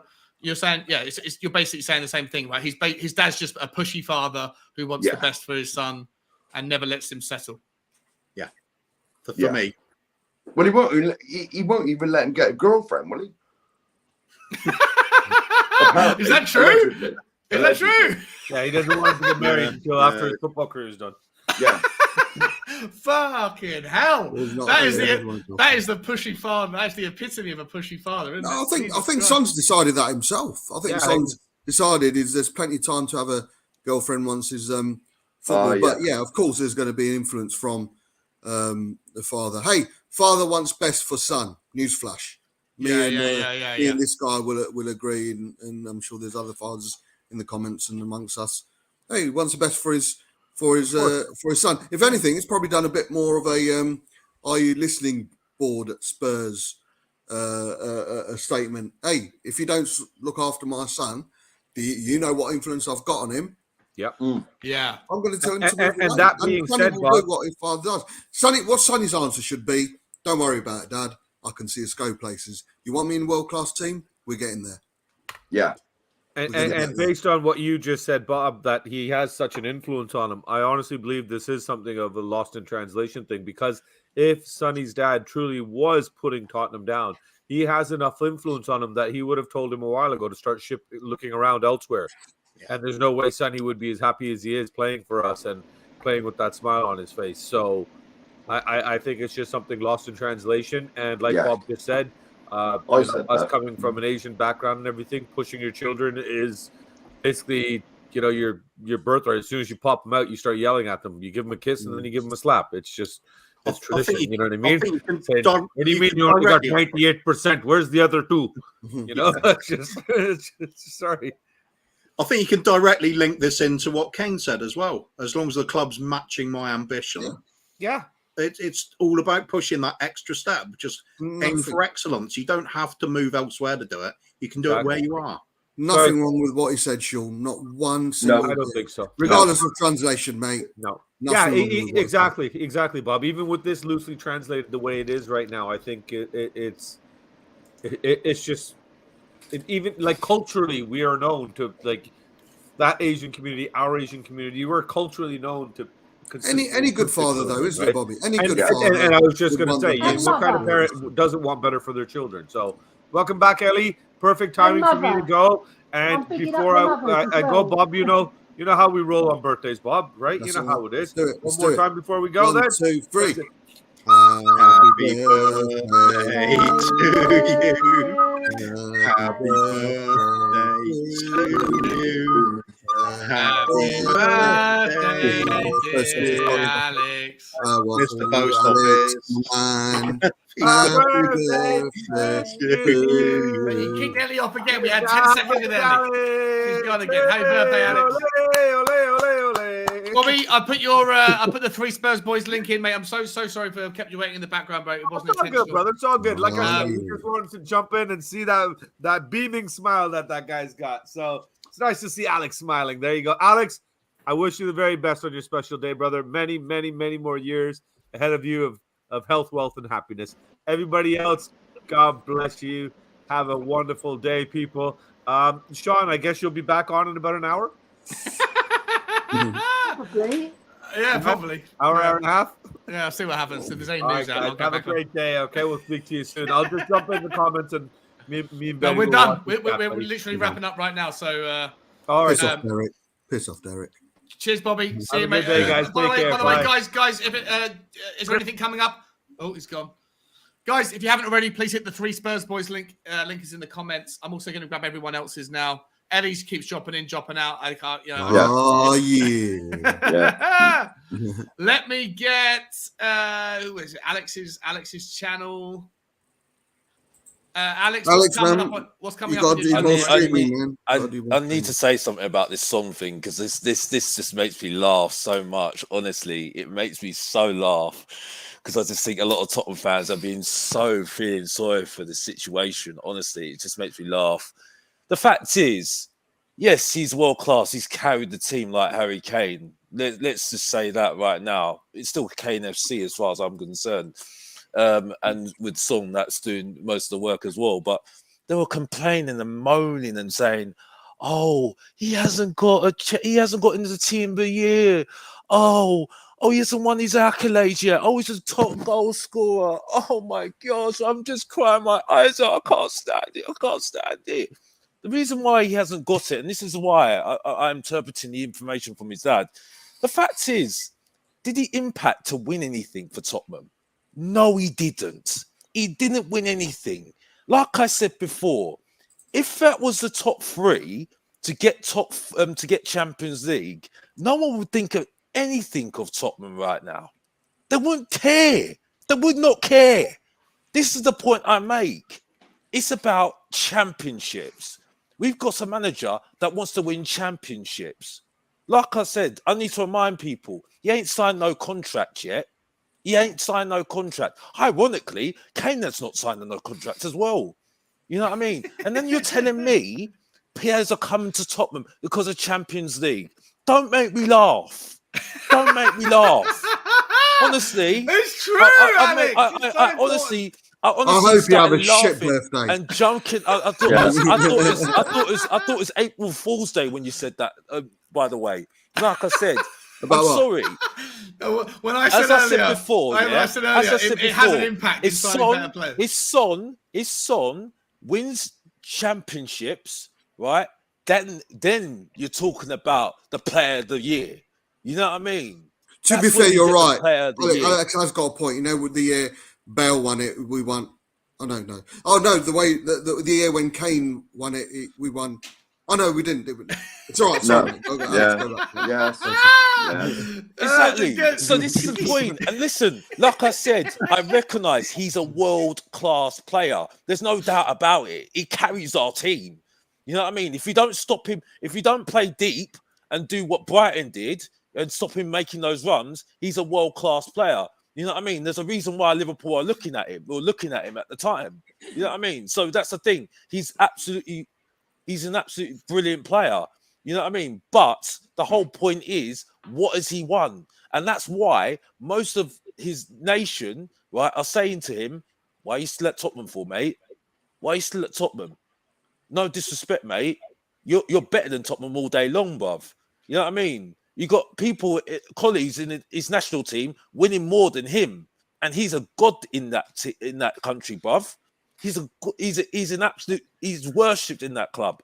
Absolutely worshipped. He's same with Kane. You know what I mean? This is the point. They want championships like Conte, and that's it. Simple. That's what world-class players do. They get championships, bro. That's it. You know what I mean? And that's ambition for you, bro. That's progress. Ambition. And if you want to click that, bro. That's it. Done.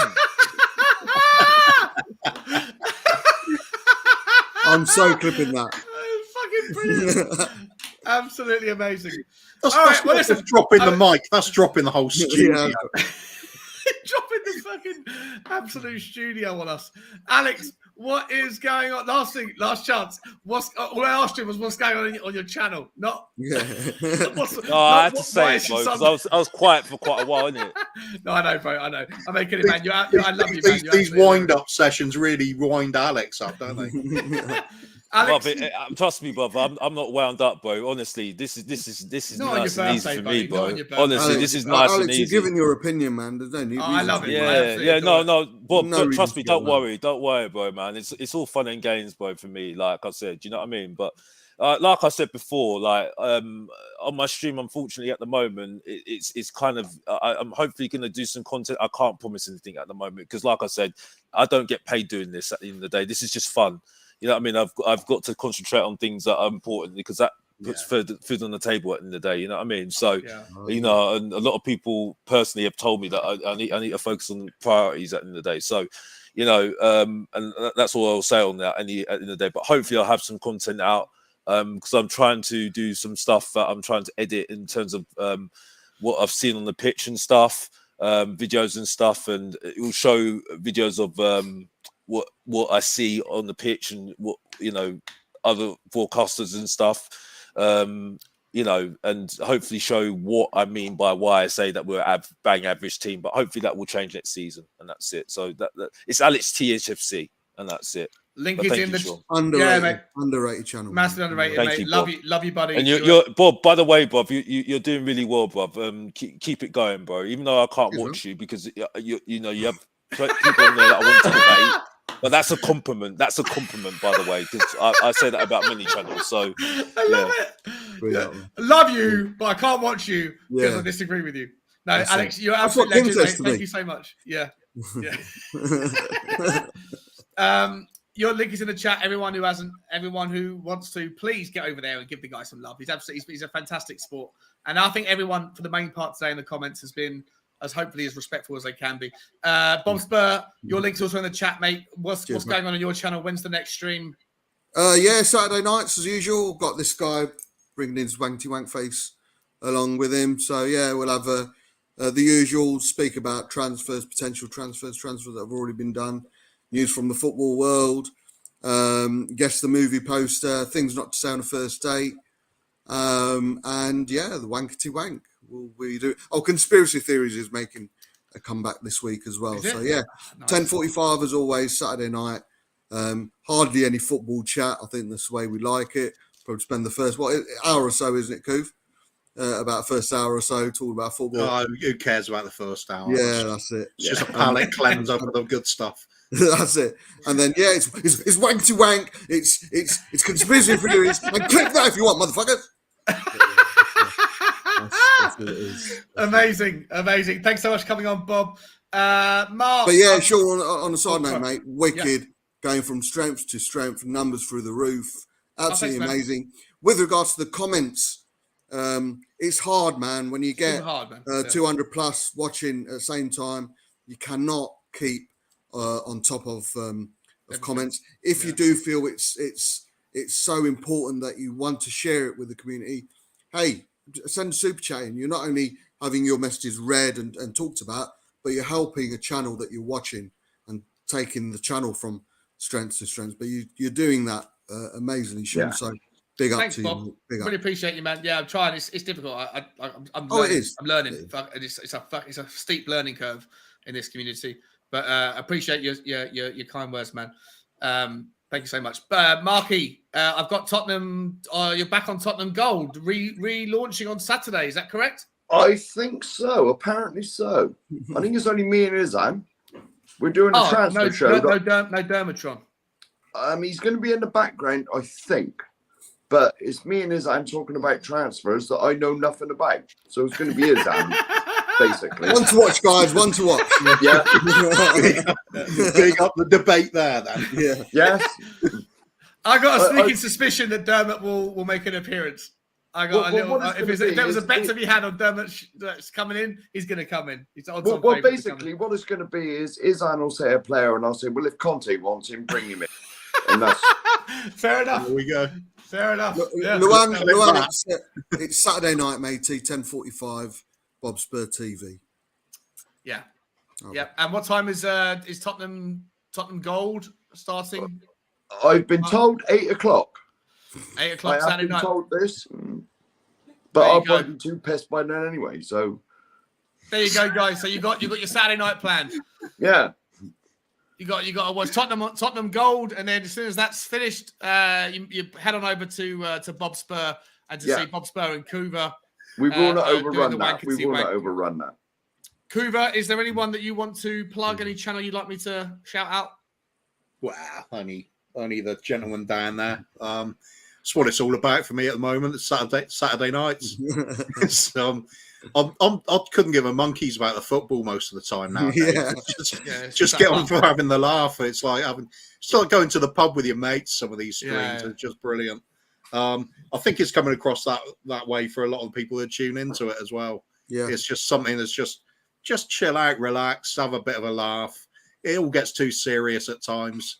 It's good to have serious debate, but sometimes it's just good to kick your shoes off and have a few beers and just giggle at shit that doesn't matter. Nice. I've got to be honest, I do agree with you, Kuva, because it's international break. It's been an absolute joke, bro. Yeah. Honestly, I don't even know why they bothered, to be honest with you, man. They need to go on the beach and just relax, bro. Honestly, that's another hour show, Alex. I've got my strong feelings on that. But oh my gosh, what's an cannot wait for the summer to be over. I'm not a fan of the heat. Not a fan of international football. Not a fan of the heat. Cannot wait for September. Wake me up when September comes. Right? It's That's what George Michael said. No, that's what he meant. All right, guys. Green Day. Thank you, everyone. If you haven't already, it's a record show tonight, so I appreciate everyone that's been on the stream. We got Kuba, we got Mark, we got Alex, we got Bosper, we had Amir, we had Ellie, we had the 3 Spurs boys. I don't think there was anybody else. If I'm missing anyone. Oh, and Steak, of course, Alex Hilton, mate. Thank you so much, everyone. Part of the record show for the channel. I think we had 330 people at one point on YouTube alone.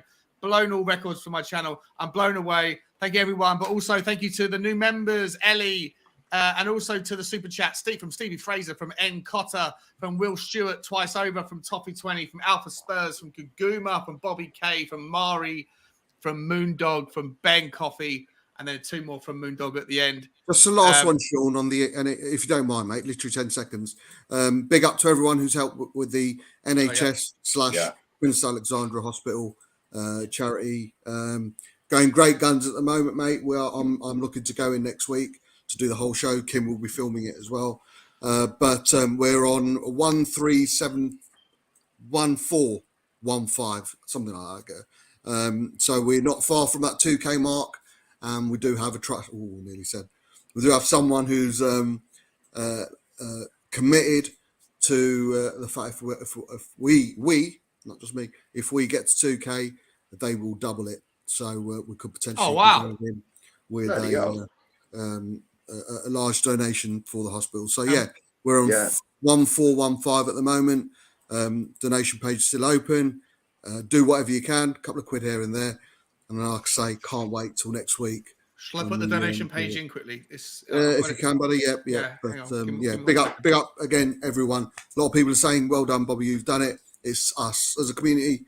We've all done it, and can't wait to share the experience of the show when I actually do go into the hospital. That'd be absolutely amazing. Almost got it. Donations. Here we go. Ladies and gentlemen, if you have any spare money knocking around and you want to try to get that number over 2,000, go to donations to @BobSpurTV NHS via PayPal and throw that money in if you can. It goes to a massive, great cause. And obviously, we're close to getting someone to double it up. So it'd be awesome if you could. Big up, man. Big up. All right, guys. That's it from us. Thank you to all the panel, everyone in the comments, and love you all. Appreciate it. As always, guys, bye-bye.